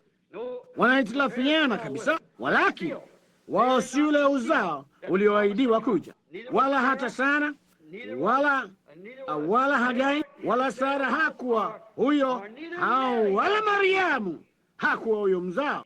Yemu hakuwa yule mzao, yeye alikuwa mchukuzi wa huyo mzao, bali aliulea akauzaa kwa tumbo lake la uzazi, jinsi tu nalo kapi lilivyozaa kwa tumbo lake la uzazi ile mbegu halisi. Bali kapi silo mbegu, hilo ni ikaribu zaidi na mbegu, imeikumbatia mbegu. Kule nyuma kwenye umbua, uwai unatawanywa kote umbuani, anapofikia kwenye mbelewele unakusanywa karibu pamoja, lakini inapofikia kapi iko mle ndani kama mbegu na inaumbika kama mbegu kabisa. Yesu alituambia itakavyokuwa katika siku za mwisho, tafanana sana hata ingewapoteza walio wateule kama yamkini, posa mbegu huondoka humo, nayo kapi wao unaondoka kwenye kapi, nayo kapi ni chukuzi. Na hivyo ndivyo madhehebu yetu yamekuwa, ni wapagazi, Luther, Wesley, Pentecost, na sasa ndio wakati wa kutokea kwa mbegu. Tazama tu, yeye hakuwa yule mzao, Mariamu hakuwa hivi. Kapi tu, kishada na umbua, wapagazi wa sehemu ya neno, si neno lote. Luther ana kuhesabiwa haki, Wesley alikuwa na kutakaswa, Pentekoste wanakule kurudishwa kwa zile karama. Bali neno lilipokuja sasa, wanaweza kuleta hilo ya kwamba kuhesabiwa haki kutamwokoa mtu. Hilo naam, ni chukuzi la neno, jinsi ninavyoamini ya kwamba umbua ni sehemu ya ngano. Naam, bali ni chukuzi, sio ule uhai. Ndipo kutakazwa kunakuja. Wangapi wanaoamini katika utakaso? Iwapo unaamini Biblia, una budi kuamini. Naam, kwa hivyo hiyo ingali si inafanana zaidi kidogo nayo. Hayo ni maneno mengine mawili. Ndiposa ikaja Pentekoste, kule kurudishwa kwa zile karama, kunena kwa lugha, wakauita thibitisho madhubuti la Roho Mtakatifu, kunena kwa lugha. Hapo wakaliita hiyo thibitisho madhubuti iliyozaa nini? Kapi. Bali wakaunda dhehebu. Bali unapofikia kusema mimi na Baba yangu tu mmoja, na mambo haya mengine, ndipo kapi linajiondoa kwake. Bali kanisa, bibi harusi halisi, atasema neno zima la Mungu katika utimilivu wake miongoni, kwa maana ni yeye yule jana, leo na hata milele. Tazama, ndani ya tumbo la uzazi la Mariamu mlikuwemo yule mzao, bali yule mzao alipozaliwa, yeye alisema, mimi niye kuja kufanya mapenzi yake aliyenipeleka. Mimi na Baba yangu tu mmoja. Kama sitendi kazi za Baba yangu, msiniamini. Mzao yule ndiye huyo. Nani miongoni mwenu anihukumiaye kutokuamini? Yale Biblia iliyoahidi ningetenda, tayari imetenda. Mungu amethibitisha hayo kupitia kwangu, akasema, ni nani angeniambia sasa mzao? Bali yule mzao katika Mariamu, lile kapi lilikuwa karibu kuwa hiyo, bali sivyo, alikuwa angali katika tumbo la uzazi. Tazama, na katika wakati wa Pentecost, kupitia kwa wakati wa Wesley, imekuwa jambo lile lile hata wakati huu wa Pentecost. Sasa tazama, bali katika kule kufunguliwa kwa ule muhuri wa 7, Ufunuo 10, neno lote litazaliwa katika kudhihirishwa na kuthibitishwa na Roho wa Mungu katika nguvu zote, kama ilivyokuwa yeye alipokuwa hapa duniani, akidhihirishwa vile vile, akitenda mambo yale yale aliyotenda alipokuwa hapa duniani. Amina. Waebrania 13:8 ilisema Yesu Kristo ni yeye yule jana, leo na hata milele. Katika Luka 17:30 Yesu alisema, katika siku za mwisho, kama ilivyokuwa katika siku za Sodoma, mwana wa Adamu atakapokuwa akijifunua mwenyewe tena, itakuwa jambo lile lile. Ulimwengu umo katika hali ya Sodoma, na kanisa limekwenda Sodoma pamoja nao kama Lutu na mkewe. Kama nisemavyo, kuna kanisa lililoteuliwa mahali fulani ulimwenguni, lililotokana na kujiweka mbali na mambo na madhihirisho ya Mungu yamelivutia macho. Tumo katika siku za mwisho. Kabi limetoa uwezo wake kwa ile mbegu, likaondoka. Lilikuwa kabi nzuri, bali limemaliza kazi yake. Naona ni bibi harusi neno wa bwana harusi neno, ile mbegu asili ya Ibrahimu, Isaka na Yakobo, na au mbegu asili hasa ya Ishmaeli, mbegu asili ya Isaka na kadhalika, ilipaswa kuingia adini kusudi ikazaa hii nyingine, ikamlete Yesu. Na vivyo hivyo hawa wengine wote, hizi mbegu hazina budi kukauka, na maanisha hizo kapi hazina budi kukauka, na mbelewele hazina budi kukauka, na kila kitu kife kusudi ile mbegu ipate kujizaa yenyewe. Hivyo ndivyo imekuwa kila wakati. Madhehebu yamekuwa wapagazi wa sehemu yake. Sehemu yake ni neno, kwa sababu imefichwa wale warekebishaji wenye hekima, ama imetiwa muhuri kwao hata wakati wa tai utakapowadia. Ndiye alisema hivyo. Naam Bwana, bila shaka tumeidiwa hayo katika Malaki 4. Naam, ndivyo yeye ameyaficha wenye hekima na akili, na ndivyo kwanza tumekwisha kumaliza kitabu cha Ufunuo. Tunaona ya kwamba kila wajumbe hao wote watatu au wale wanyama waliojitokeza, kila mmoja wao alikuwa sawasawa na Luther kabisa. Kila mmoja ilichukuana na mwingine kabisa, ambao ni ndama na wanyama mbalimbali wa Biblia, ikaingia kwa kuhesabiwa haki, kutakaswa, hata kufikia Wapentekoste. Bali Wayne alikuwa tai. Hiyo ni kweli, na kupitia kwa wakati huo Mungu akamwinua. Kwa hivyo hana budi kupitia wakati huo kusudi kweli. Naam Bwana, ahadi ya tai inatimizwa ya Malaki 4. Yesu hakuwa wa Mariamu, bali alipitia kwa Mariamu, kama ule uhai unapopitia kwa kapi. Sasa wengi wenu, ndugu dada wazuri wa Katoliki, usiku wa leo huenda mkafikiri ya kwamba Mariamu alikuwa mama ya Mungu jinsi msemavyo. Angekuwaje mama wa Mungu? Naye Mungu hana mwanzo wala mwisho. Unaona? Basi ni nani aliyekuwa baba yake Mungu iwapo yeye alikuwa ndiye mamaye? Unaona? Mungu alikuwa muumba wa Mariamu, naye Mariamu hakuwa muumba wa Mungu. Yeye alijiumba mwenyewe katika tumbo la uzazi la Mariamu, si uumbaji wa mwanamke mwenyewe. Ilikuwa Mungu alijiumba mwenyewe. Yeye hakuwa wa Mariamu, bali Mariamu alikuwa wake. Na Biblia inatufundisha kwamba vitu vyote viliumbwa na hamna kitu kilichoumbwa ila kile kilichoumbwa naye. Kwa hivyo ingaliwezekanaje? Angalikuwaje na mama huku yeye akiwa Mungu mwenyewe? Sasa tunaona hapa ufunuo wa kweli wa mfano wa kweli. Kuna wachukuzi watatu wanawake, hata ilipokomaa ikawa Yesu. Jinsi Ishmaeli hangaliweza, kwa sababu bila shaka alizaliwa jinsi tungefikiria siku hizi nje ya ndoa, kwa maana alikuwa mwana wa mjakazi. Ndipo akafanana kidogo zaidi naye kama Yesu ambaye alitoka kwa Isaka, bali sio bado, kwa sababu alizaliwa kwa kujuana kimwili kati ya Sara na Ibrahimu. Ndipo basi akaja Mariamu kwa uzazi wa kibikira akamzaa Yesu Kristo, na Mungu neno lililofanyika mwili. Sasa tazama, kulikuweko wanawake watatu. Ndio hawa wanawake watatu walioonyeshwa hapa kwa mfano. Makanisa, wanawake daima huwakilisha makanisa. Maana yake nyakati tatu za kidhehebu wachukuzi, ambazo pia hazina budi kufa na kukauka kama tukapi na kadhalika, hufanya kutoa nafasi kwa ile mbegu. Mbegu haiwezi iva, haiwezi kuiva hasa hata kapi, umbua, majani, vyote vimekauka. Hivyo ni kweli, hufyonza kila chembe ya uhai kutoka kwao.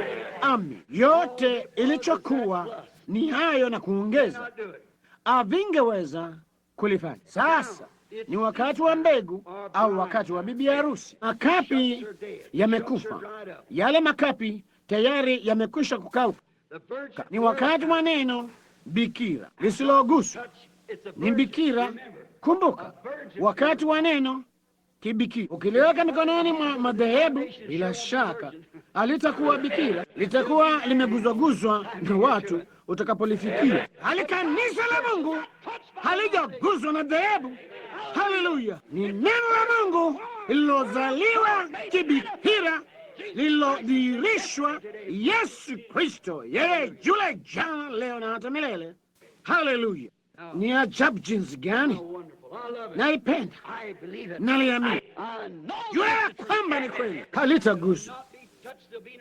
Hapata kuweko kuguzwaguzwa na watu wa kidhehebu katika kuzaliwa kibikira kwa bibi harusi. Hasha! Niamriwa na Mungu kutoka kwa kitu, msiguze vitu vyao vichafu, wamekuwa mieu. Na nikumbusha, nilikuwa nikija kutoka Phoenix hivi majuzi kuja Tucson kwa ajili ya mikutano. Roho wa Mungu akinitazamisha kitu fulani, mimi na mke wangu tulipokuwa tukizungumza. Watoto wamelala upande wa nyuma wa motokaa, usiku unaingia.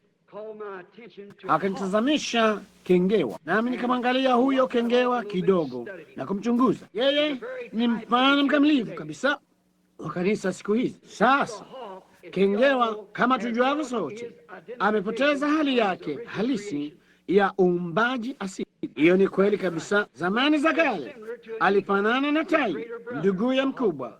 Kengewa alikuwa hivi, bali sasa aruki mbinguni kuwinda maana yake ya kimbinguni, bali amekuwa mdhaifu. Haruki tena mbinguni, hurukaruka ardhini kama mwewe, uketi juu ya miti ya siri, hurukaruka akitafuta sungura waliokufa. Kengewa hakuumba kufanya hivyo, la, aliumba akafanane na tai. Sasa hiyo ni kama tu kanisa lilifanywa likafanane na tai, linapaswa kuchukua mahali pake mbinguni, bali badala ya kufanya hivyo limekuwa dhaifu. Alipuruki hata kusikajulikana tena mawingu. La, Bwana, linategemea njia zake za kisasa za mwigizo za elimu na biolojia ya dhehebu lililoundwa na mwanadamu, wakitafuta mizoga ya sungura waliooza ambao walikuwa wameshikwa na kitu kingine. Kurukaruka ya dini, hiyo ni kweli. Kengeo, mwaona hivyo? Ndivyo inavyoonyesha. Tai hajabadilika hata kidogo. Yeye hudumu tai, yeye haruki angani. Kengewa hafanyi hivyo tena kuwinda maana yake kule juu, bali hutegemea mizoga anayopata. Kengewa hawezi. Mti wa ua huruka chini mbali. Mtazame maskini kengewa leo. Tembea barabarani, utaona waya za simu zimejaa kengewa, wakitumaini kupata kitu kilichouawa, kitu kilichooza. Anakuwa kama hana mabawa ya kutosha kuruka juu. Yeye ni muda si muda atakuwa ardhini. Hawezi kuruka kwa sababu amekuwa mdhaifu. Hatumii tena nguvu zake alizopewa na Mungu. Thibitisho lake maalumu lilikuwa aruke angani na kutazama chini, bali sasa yeye hushuka chini na hawezi hata kutazama juu. Hamu yake imo kwenye sungura wafu, kutafuta anachoweza kupata barabarani, cheche, komba ama chochote kile mtu fulani amekanyaga kwa motokaa. Yeye si tai, mbali ni kitu kama tai. Jinsi tu kanisa linavyotegemea elimu na kadhalika kwa ajili ya chakula chake. Mlomvu uliokufa miaka mingi iliyopita kupitia kwa Luther na Wesley na Wapentekosti na umeendelea ni kutazama nyuma kwa kanuni za imani zilizobuniwa na mwanadamu, badala ya kuruka juu katika mbingu za neno ambamo yote yanawezekana kwa waaminio.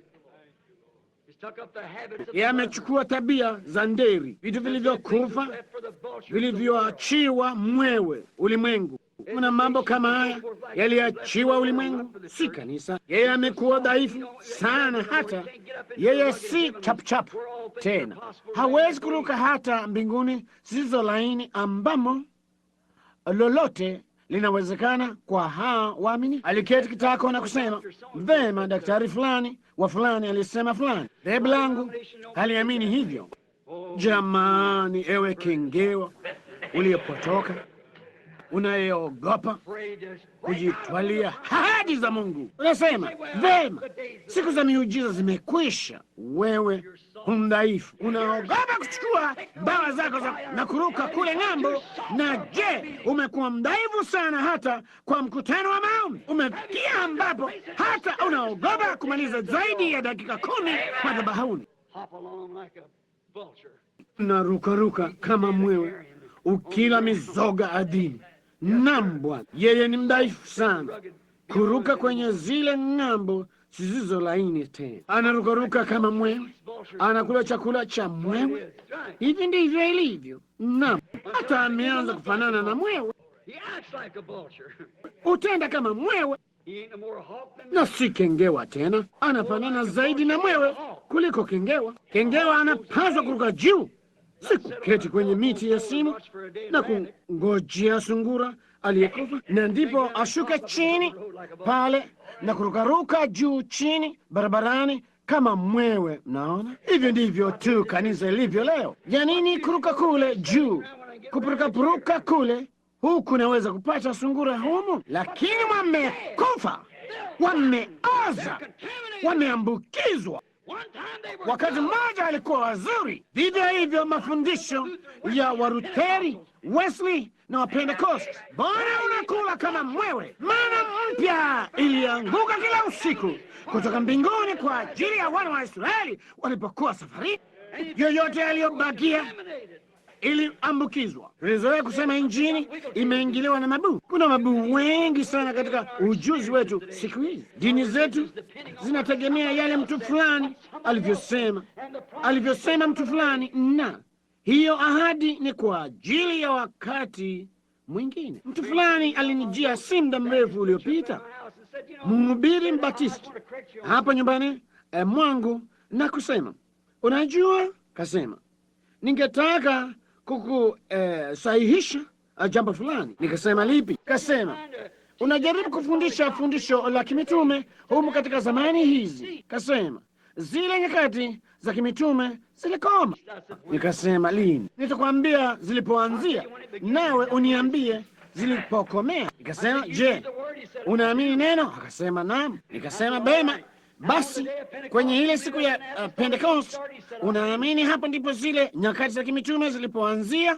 Akasema naam. Nikasema basi yule mnenaji mtume Petro alisema maneno haya. Nakumbuka Yesu alisema mtu yeyote akiondoa neno lolote kutoka kwa hiki au kuongeza kwake, sehemu yake itaondolewa katika kitabu cha uzima. Huyo ni mhubiri au mtu yeyote aliyeandikwa kwenye kile kitabu. Kasema Petro alisema, tubuni kila mmoja wenu mkabatizwe katika jina lake Yesu Kristo kwa ondoleo la dhambi, nanyi mtapokea kipawa cha Roho Mtakatifu, kwa kuwa ahadi hii ni kwa ajili yenu na kwa watoto wenu na kwa wote walio mbali na kwa wote watakaoitwa na Bwana Mungu wetu wa mji.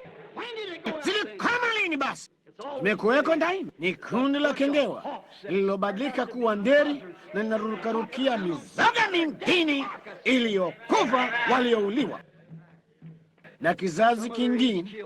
Naam, si mana mpya itokaa mbinguni tena. Hawalitaki, hawezi kuwa na ibada ya maombi. Kwanza hata sitai watu hafifu, sio chapchapu, hurukaruka huku na huku na kule. Hivyo madhehebu yetu ambao leo hutegemea elimu, teolojia iliyobuniwa na wanadamu kueleza mambo haya yote, nao kubali hayo. Hawangechukua neno lililosema Yesu Kristo ni yeye yule jana, leo na hata milele.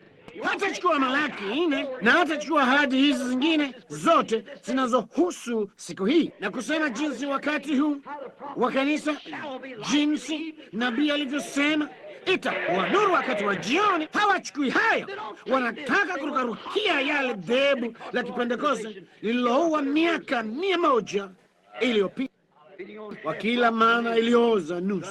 Naam, haifai kitu. Tazama, kanisa ni la kimwili sana, linajilisha nyama zilizooza za kidunia, vitu vya ulimwengu vilivyokufa, jinsi tu mwewe afanyavyo. Siasa za kanisa hawamachi Roho Mtakatifu. Alitumia kanisa mtu, inawabidi kwanza wafanye siasa, waone kama dhehebu hilo litampokea ama sivyo. Hiyo ni kweli. Wao wanapenda ulimwengu, wanavalia kama walimwengu, wanafanana na walimwengu, wanatenda kama walimwengu. Wao ni mwewe kama walimwengu, ni wavivu hafifu wanaopata. Haya ndiyo yote walivyo. Je, umepata kuona tai akipatana? La, Bwana, yeye hapatani kamwe, wala Mkristo halisi pia. Yeye si mtu mdhaifu, yeye atawinda hata atakapoipata. Amin. Na Bwana, yeye atapata nyama yake. Yeye anataka maana mpya, atafika kule na kuchimbua mpaka aipate. Ataruka juu zaidi. Iwapo haima kwenye bonde hili, ataruka juu zaidi. Kadiri rukavyo juu, ndivyo unavyoweza kuona mbali zaidi. Kwa hivyo ni wakati wa tai wa siku hizi kuruka juu zaidi, wakachimbue kwenye ahadi za Mungu, si kuishi kwa chakula cha mwewe kilichouawa miaka mingi iliyopita. Tokeni kwa siasa, kushinda kwa kura na kushindwa, wakisema hivi vile ama vinginevyo. Na Roho Mtakatifu si huru kamwe kuingia kanisani tena. Hamna tena ibada za maombi, hamna tena kuungana na Mungu sana apate kulitimiza neno lake. Hamna tena kuamini ya kwamba neno ni lile lile jana, leo na hata milele. Wameshuka kimwewe chini, wakaunda dhehebu, kuandika majina yao kwenye kitabu, wakawa wavivu na wadhaifu, na wanaketi pale wakishimbuliana juu ya mizoga fulani iliyooza. Ndiposa wanadhaniwa kuwa angalau kengewa ambaye ni ndugu anayefanana na yule tai. Nabii alileta neno la kweli na kulidirisha. Wao tegemea theolojia iliyooza nusu iliyobuniwa na binadamu. Anaipata kutoka wapi? Katika karatasi cha taratibu za shule ya Jumapili iliyobuniwa na mwanadamu aliyeuliwa na mwanachuo fulani kule kwenye seminari, anamwambia siku za miujiza zimekwisha, hamna kitu kama ubatizo wa Roho Mtakatifu. Haya yote ni upuzi. Wataka kuniambia kwamba tai angalikula hayo? Hawezi. La, Bwana, wala Mkristo hataishi kwa huo mzoga unaoza uliotoka kwa mafundisho ya kale ya kidhehebu na kadhalika. Wanataka neno la Mungu lipya la siku hizi, ile hadi ya wakati huu. Mungu aliahidi sungura siku za Luther, akaahidi vitu vingine katika siku za wengineo, bali sasa ameahidi orodha kamilifu ya chakula, zile sehemu 7 za orodha ya vyakula, kwa maana mihuri zote 7 zimefunguliwa na kila kitu kitayari kwa ajili ya neno la Mungu kwa wale ambao wanaweza kulipokea. Kengewa wanarukaruka kama mwewe. Jamani, waza hayo, jinsi ulivyo wa hatari nini, jinsi wakati huu ulivyo. Kama tu vile kengewa amepoteza thibitisho lake kama kengewa kwa muda mrefu, vivyo kanisa nalo limepoteza kwa muda mrefu thibitisho lake kama ndege ndugu mdogo wa tai, manabii wa Mungu. Zamani lilikuwa chukuzi la neno la kweli, kuhesabiwa haki, ndipo likawa chukuzi la kutakaswa, ndipo likawa chukuzi la ubatizo wa Roho Mtakatifu, kurudishwa kwa zile karama. Bali linapoendelea na kuzidi kurudi nyuma, likijaribu kula vitu fulani, maana ya siku zingine imeoza, haifai kitu. Tayari wa siku hizi anajua hiyo ilikuwa kweli, mbali tuna hayo na mengine zaidi. Hata Yesu Kristo amedhihirishwa katika utimilivu wa uweza wake kama alivyoahidi ingekuwa katika siku hizi za mwisho. Sasa limekuwa kapi lililokauka, limekwisha. Roho wa Mungu amepitia na kuondoka kwake, ni kweli, nalo ridhi pamoja na mbegu neno lililothibitishwa. Halitaridhi kabisa, halitanyakuliwa. Litakuwa mfuasi wa kanisa, labda lifufuke katika ufufuo wa pili, likahukumiwe kulingana na yale ililosikia. Iwapo uko hapa usiku wa leo kama tu mfuasi wa kanisa, hukumu yako itakuwaje zote utakaposimama pale na kushuhudia ya kwamba ulisikia ukweli? Unaona, haruki tena angani kuingilia yasiyojulikana, hata kwenye ya kimbinguni, ambapo uweza na vimo katika ahadi za neno la milele la Mungu limefanya mambo yote kuwezekana kwa hao waaminio. Halitaamini hayo. Linasema litarudi nyuma kwenye waya za simu na kusema, dhehebu langu linasema ya kwamba sungura wametosha.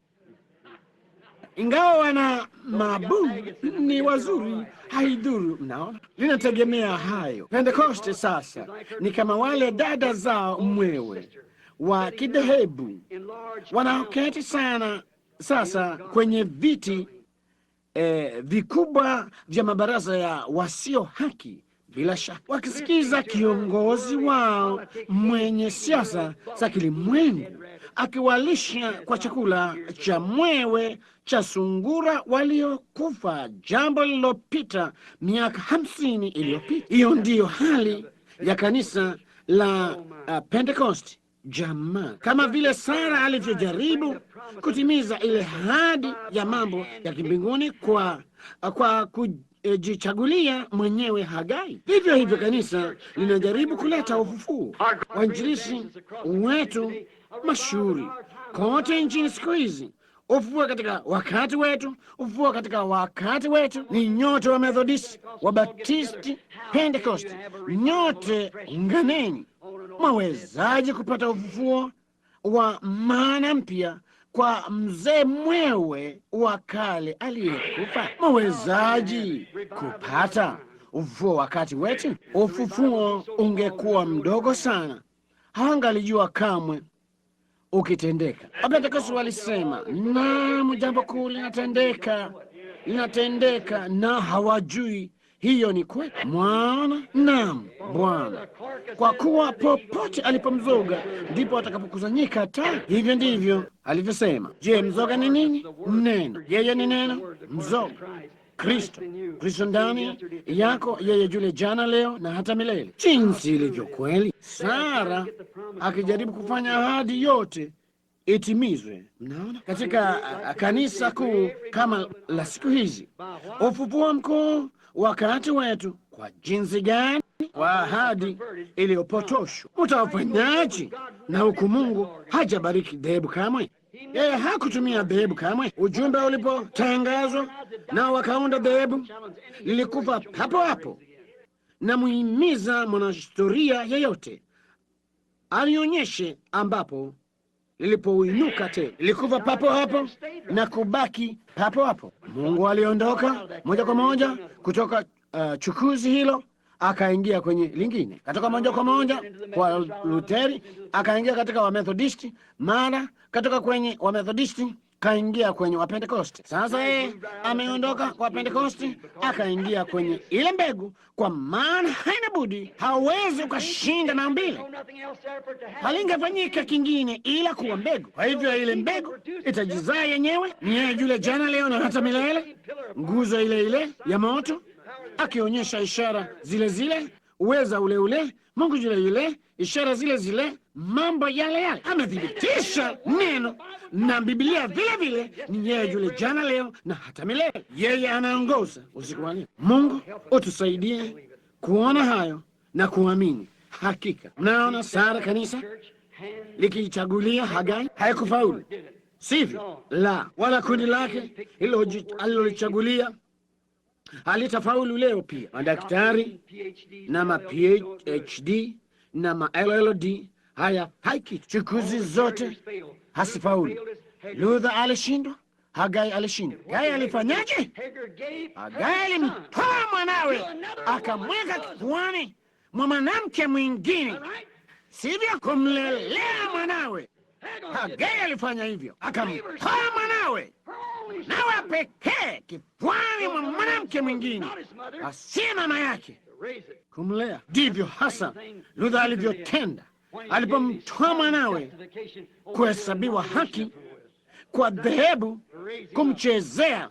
Ndivyo hasa lipate kumlea. Wesley alishindwa jinsi Sara alivyoshindwa, akitilia shaka kule kuzaliwa kimbinguni kwa ubatizo wa Roho Mtakatifu, jinsi Sara alivyofanya kwenye ule mwaloni. Wesley alipojulishwa ya kimbinguni wakati wa Kipentekosti ulipoanza, na Wesley akajulishwa kunena kwa lugha, hayo yote walichekelea na kulifanyia mzaha. Ninyi nyote wa Church of Christ, nanyi mnaojiita enyi Wabatisti na Presbyteria, kila mmoja wenu aliinulia pua lake na kuondokea. Hiyo ni kweli. Ulifanyaje ewe Wesley?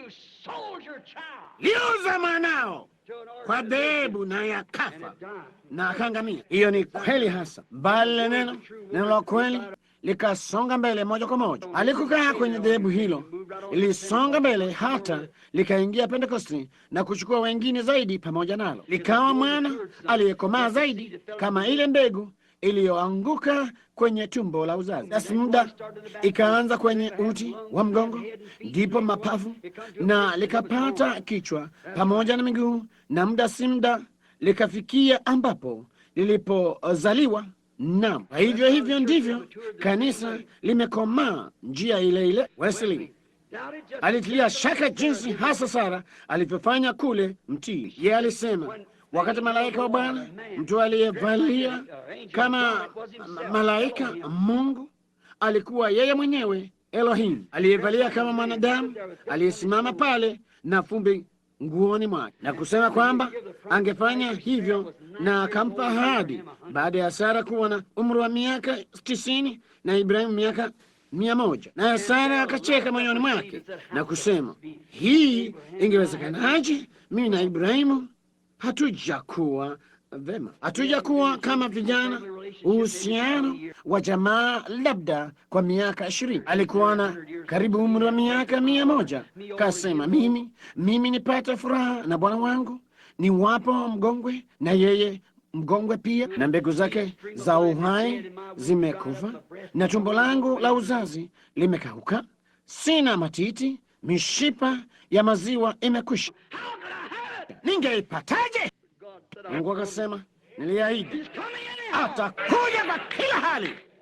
Vivyo hivyo Wesley, tunawezaji kukubali huko kunena kwa lugha na uponyaji wa kiungu na upuzi si kwa ajili yetu siku hizi? Mungu akasema, mimi niliahidi katika siku za mwisho ya kwamba nitamwagia watu wote roho yangu.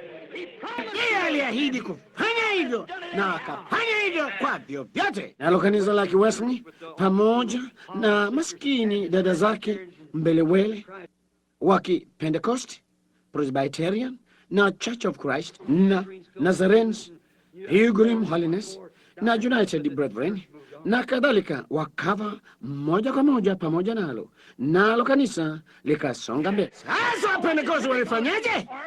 Wakaunda dhehebu kama tu lile kapi lilifanya jambo lile, likaungana pamoja, likajifanya kama lile kapi. Hiyo ni kweli. Pentecost ilikuwa Mariamu. Karamu ya Pentecost, tazama aliyotenda Mariamu. Mariamu alikosea wapi? Kwenye karamu ya Pentecost, wakati mmoja alikabiliwa na kundi la watu mashuhuri makuhani, wakati mwanawe hangempata popote. Yeye akarudi nyuma safari ya siku 3. Alikuwa amemwacha kama kanisa la kisasa siku hizi. Kanisa limemwacha kwa muda wa karibu miaka 3 mara 5 ama 25 wamemwacha. Dili ya miaka 50 iliyopita ama 75 alimwacha kwenye karamu ya Pentecost. Mariamu akarudi nyuma pamoja na Yusufu siku 3 wakimtafuta. Alikuwa akimtafuta asimpate. Alimpata. Alipata nini? Alimpata hekaluni akihojiana juu ya neno la Mungu na makuhani, na hapo mbele ya makuhani hao watu mashuhuri, Mariamu akashusha pasia. Alifanya hasa jambo ambalo haikumpasa kufanya. Mwamwita yeye Mungu, mama wa Mungu. Inampasa mama kuwa na hekima kuliko mwanawe. Naye akasema, baba yako na mimi tumekutafuta kwa huzuni usiku na mchana. Baba yako na mimi, akidai ya kwamba kuzaliwa kwake hakukuwa kwa kimbinguni, ya kwamba Yusufu ndiye baba wa Yesu. Akakana ule uzazi wa kimbinguni. Pentekoste ilichukua kunena kwa lugha, wakakana uzazi wa neno. Hivyo ndivyo walivyofanya hasa. Watachukua sehemu fulani yake, mbali hawatachukua kila kitu. Ilikataa ule uzazi wa neno jinsi tu Mariamu alivyofanya. Bali tazama, hakutakuweko na mabebu mengine baada ya hili. Tazama neno lenyewe lakini umri wa miaka 12, kitu kidogo tu kule nyuma kwenye kapi, akasema, hamkujua ya kuwa imenipasa kuwa katika kazi ya baba yangu? Neno likalisahihisha kanisa papo hapo. Je, ya nini mambo haya yote unayofanya? Unajua huwezi kufanya hivi, tutakufungia milango yetu, hatutakuruhusu kuingia. Hamjui ya kuwa imenipasa kuwa katika kazi ya baba yangu? Naam, uzuri halisi wa kimbinguni. Yeye alidai ya kwamba yeye ni mwana wa Yusufu tu, mtu tu, ama jinsi walivyotenda wa Pentecost, wakadai kuwa yeye ni mmoja wa wale watatu. Najua hili lina Wayahudi, mmoja wa wale watatu, mbali alikuwa wote watatu katika mmoja, mbali wa Pentecost. Naam, yeye ni mwana wa Baba na Roho Mtakatifu. Jamani, mbali ile neno halisi na wa kweli, ananena waziwazi na kusema hao si watatu, ni mmoja. Hamjui neno la Mungu inawafanya si watatu, bali mmoja. Tazama, hapata kuweko chukuzi jingine, makanisa mama, madhehebu baada ya kapi hili mbebaji. Kwa maana baada ya kapi hamna tena, hamna kilichosalia tena, mbali punje tu, sivyo? Huenda kwenye punje, haina budi kuwa aina ile ile iliyopandwa. Yesu Kristo yeye yule jana, leo na hata milele. Roho yuaja juu ya bibi harusi kufanya mambo yale aliyofanya. Unaona, kujizaa tena lile neno, ijapokuwa alikuwa changa, likajitetea. Na hamjui ya kwamba imenipasa kuwa katika kazi ya Baba yangu? Hiyo ndiyo siri ya ujumbe sasa. Hiyo hasa kazi ya Baba. Je, kazi ya Baba ni nini? Waweza kuwaza kazi ya Baba ilikuwa nini kwake? Kutimiza aliyosema Isaya, bikira atachukua mimba. Kutimiza aliyosema Isaya tena, mtu aliye kilema atarukaruka kama kulungu, na mambo haya yote ambayo yangetendeka kama alivyosema Musa. Bwana Mungu atawaondokeshea nabii miongoni mwenu mfano wangu mimi. Ilikuwa kazi ya Baba yake kutimiza neno hilo. Vema, ikiwa lilipitia kwa umbua hizi za wanawake hawa wa kawaida, je, na umbua hizi za makanisa wanawake wa rohoni? Makanisa maana yake ni wanawake, wanawake maana yake ni makanisa hasa, sivyo? Basi nini sasa? Inatupasa kuwa katika kazi ya Baba. Ngano itapasa sauti tena ile punje. Naam Bwana, inapaswa kufanya nini?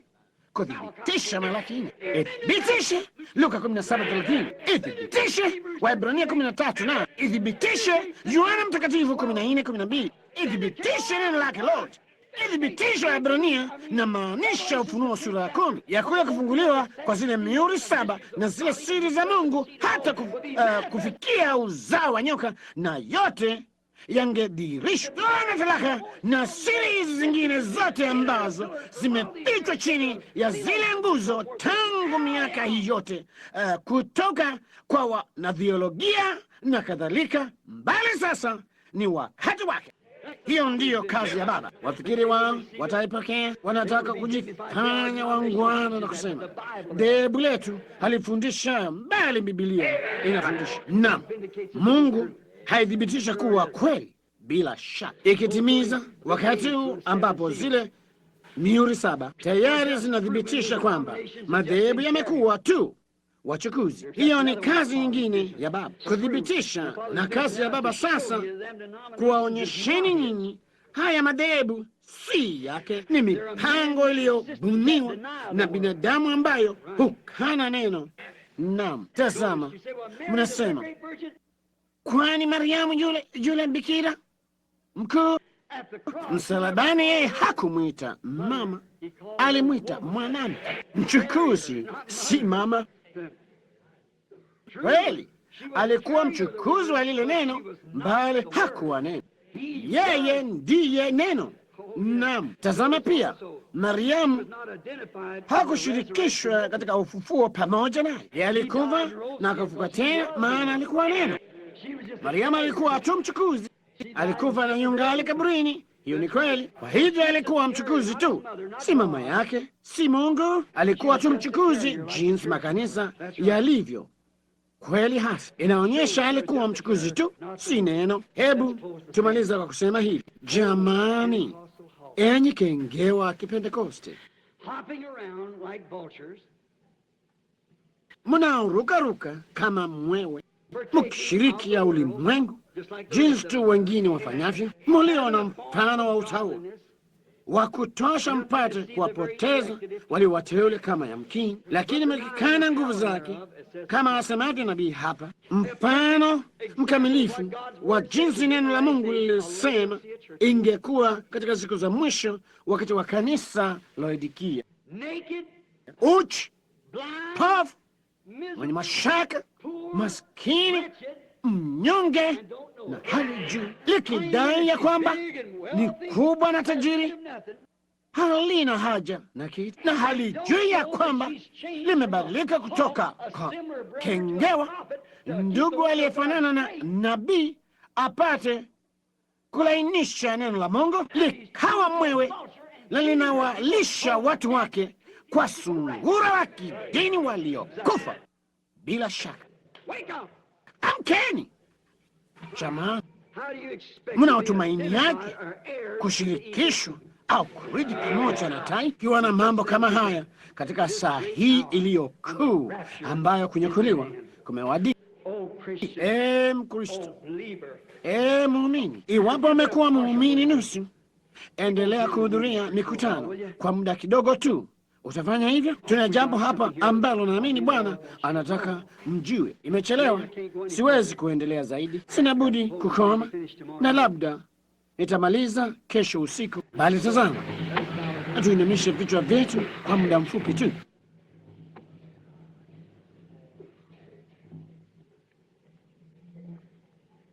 Siwataki muone ufasaha wangu wa lugha ninayotumia, bali nawatakeni muyashike kwa dhati. Kwa kitambo kidogo, yale ninayosema ni dhahiri kutosha, hata mungeweza kufahamu.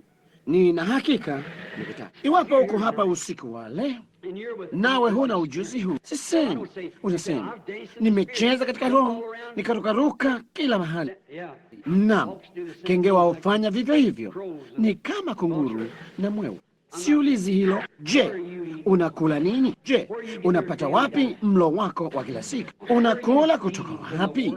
Kwa neno la Mungu ama nyama zimeoza zilizotumiwa kule nyuma miaka kadha wa kadha iliyopita? Je, ujuzi wako hata usiku wa leo ni wa kitu ulichookota miaka mingi iliyopita, au ni wa kisasa na mpya usiku wa leo, maana mpya ambayo imeanguka hivi sasa tu kutoka mbinguni, na unalisha nafsi yako kwayo na kutazamia kupata jambo nzuri na bora zaidi kesho?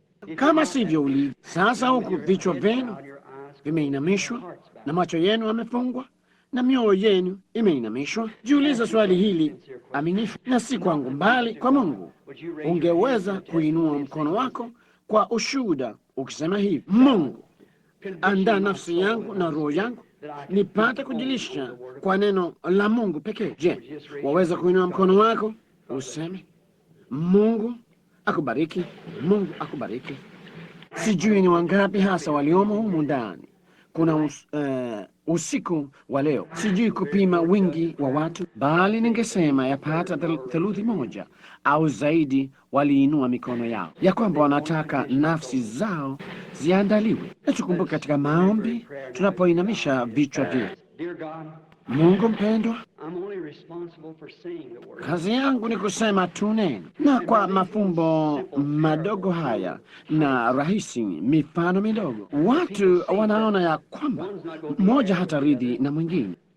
Na tunajua ya kwamba katika siku za mwisho kutakuweko watu ambao watanyakuliwa mbinguni, na wengine wao watakuwa hapa Yesu ajapo, nasi tunamtazamia aje hata usiku wa leo. Nami nafikiri yapata kama miaka 30 ama 33 iliyopita, piga magoti, labda saa kama hizi za usiku, kama saa 3:30 au saa 4, nikimwombea baba aliyekuwa mpotevu.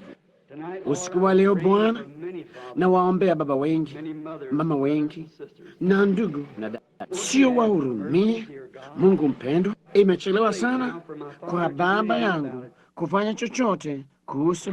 Tayari amekwisha kupita ng'ambo ya mipaka ya maisha haya, na hivi karibuni Bwana, sote tutapitia njia. Mimi pia sina budi kupitia njia hiyo. Kila mwanamume na mwanamke, kijana ama msichana humu ndani hana budi kupitia hiyo njia, nasi tutajibu kuhusu vile tumetenda na neno la Mungu, jinsi huyo mtu alivyoonekana duni sana mbele ya Daudi alipokuwa anamtemea mate, jinsi watu watakavyofikiria machache ambao walimtemea mate Yesu aliyenena atakaporudi tena, wale waliomchoma, jinsi watu hao watajiona duni sana, ambao wanaweza kuondoka hapa na kuona hata si hata katika maneno makuu ya Kijunani na kadhalika, mbali katika maumbile laini ambayo yanatufundisha juu ya Mungu aliyemuumba. Wanaweza kuona chukuzi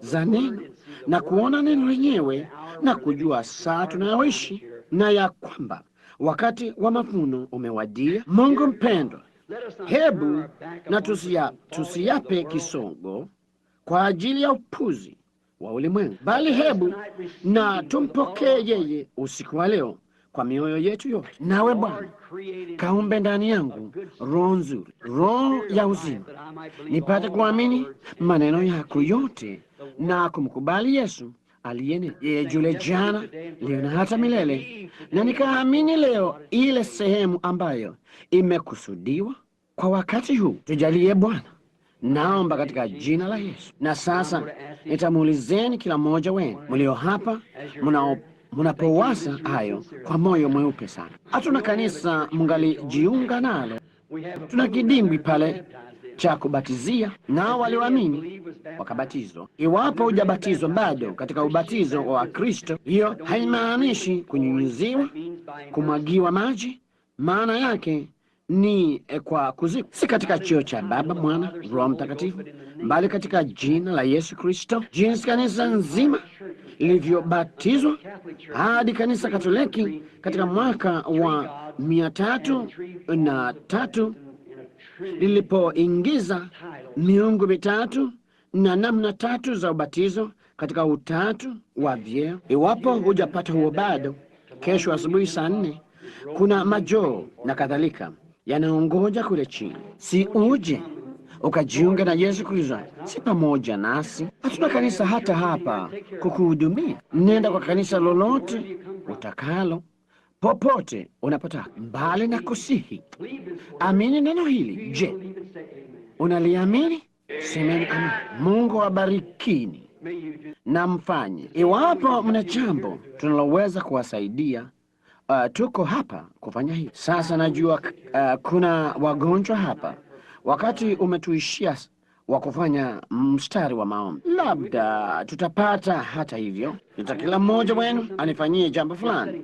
Umeketi karibu na mtu fulani, wekelea mikono yako juu ya mtu huyu, na bila shaka unaweka mikono yako juu ya tai.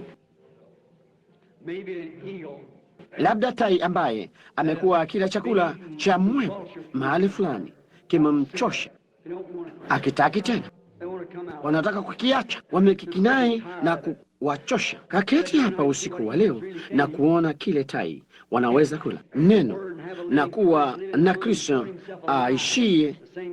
akiishi miongoni mwao, akijionyesha kuwa yu hai, yeye yule leo, jana na hata milele. Hawataki kurudi pamoja na makapi hayo, yatachoma moto. Majani makavu yote na kadhalika yatachoma moto. Kile chombo cha kuvunia kinakuja kutwanga ngano, kutakuwa ngano. Kuna wengine walio wagonjwa, baadhi yao wagonjwa kimwili, na watakeni muombe tai. Muombee ndugu yako dada tai pale, napowaombeeni hapa. Roho wa Mungu na aje juu yenu. Kumbukeni, na wapeni chakula cha tai, ile ahadi ya Mungu. Yeye huwaita manabii wake tai. Yeye anajiita tai. Yeye ni Jehova tai. Na mnapowekeleana mikono yenu ninyi kwa ninyi, waombeni.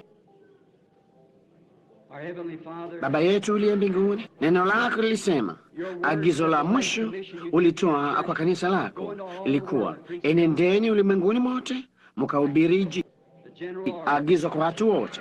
Aaminiye na kubatizwa ataokoka, asiamini hatahukumiwa. Ishara hizi zitafuatana na hao waaminio. Kwa jina langu watatoa pepo, watasema kwa lugha mpya, wakinywa kitu cha kufisha hakitawadhuru kabisa, wakishika nyoka hawatawadhuru kamwe, na wakiweka mikono yao juu ya wagonjwa watapata afya. Jehova tai, walishe watoto wako usiku wa leo kwa hilo neno Bwana. Wao ni wahitaji, huo ndio mlo wanaohitaji. Hicho ndicho wanachohitaji kujua, ni chakula gani, ni nini. Bwana asema hivi, uliahidi kwamba kama wakiwekeana mikono wao kwa wao watapata afya. Bwana, ondoa tashwishi yote na mawazo ya mwewe kutoka kwetu sasa, nasi tujilishe kwa uchaji kile chakula cha tai cha neno la Mungu. Na kila roho mchafu aliye ndani ya watu hawa, kila roho wa kufanya tashwishi, kila roho wa hofu, kila dai la kidhehebu, kila tabia, kila maradhi, kila ugonjwa ulio miongoni mwa watu, na viondoke katika jina la Yesu Kristo, na viondoke kwa kundi hili la watu, na wawe huru tangu sasa na kuendelea, wapate kula kile chakula cha tai tunachoamini utatutumia juma hili lote, Bwana, kufungua zile muhuri na kutuonyesha siri hizo zilizofichwa tangu kuwekwa misingi ya ulimwengu kama ulivyoahidi. Wao ni wako Baba, katika jina la Yesu Kristo, amin. Wote wanaoamini na kukubali, simameni mkaseme, naamini na kubali hayo yale Mungu aliyoniahidia na yapokee. Bwana awabariki. Hiyo ni ajabu. Kila mtu anasimama. Hilo ni nzuri. Wimbo nampenda, na tumwimbie yeye wimbo huu basi. Nampenda kwani alinipenda kwanza. Wote pamoja sasa. If you do, let's raise our hands. I love him because he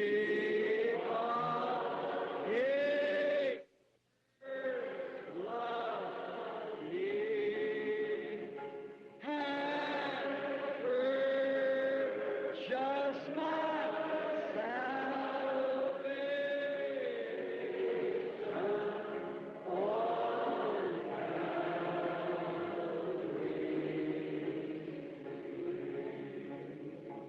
Na tuamkuane kwa mikono sisi kwa sisi. Ndugu Tai, geuka tu dada, amkuana kwa mkono tunapoimba.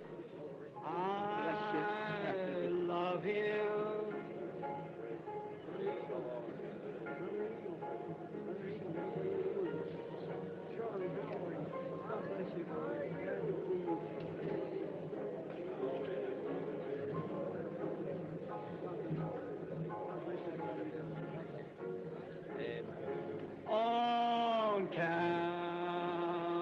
Calvary. Let's raise our hands again to him.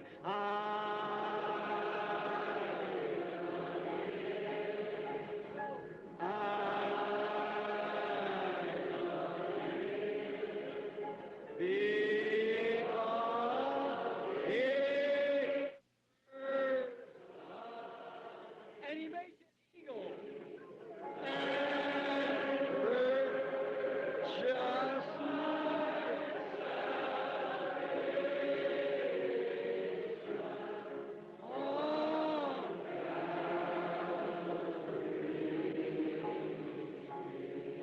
Utajuaje? Walimwengu watajuaje ya kwamba unampenda Yesu? Tunapopendana sisi kwa sisi. Hivyo ndivyo ulimwengu.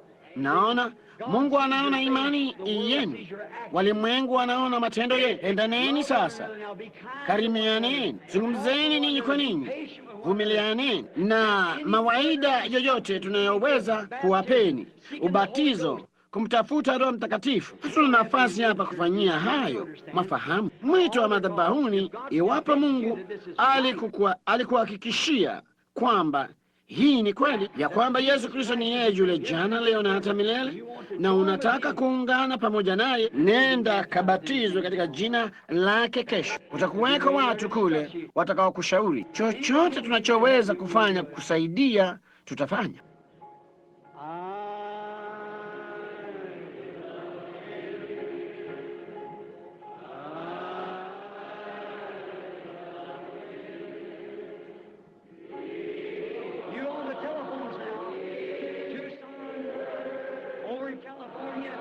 Way up in the east, raise your hands way out in the praise him.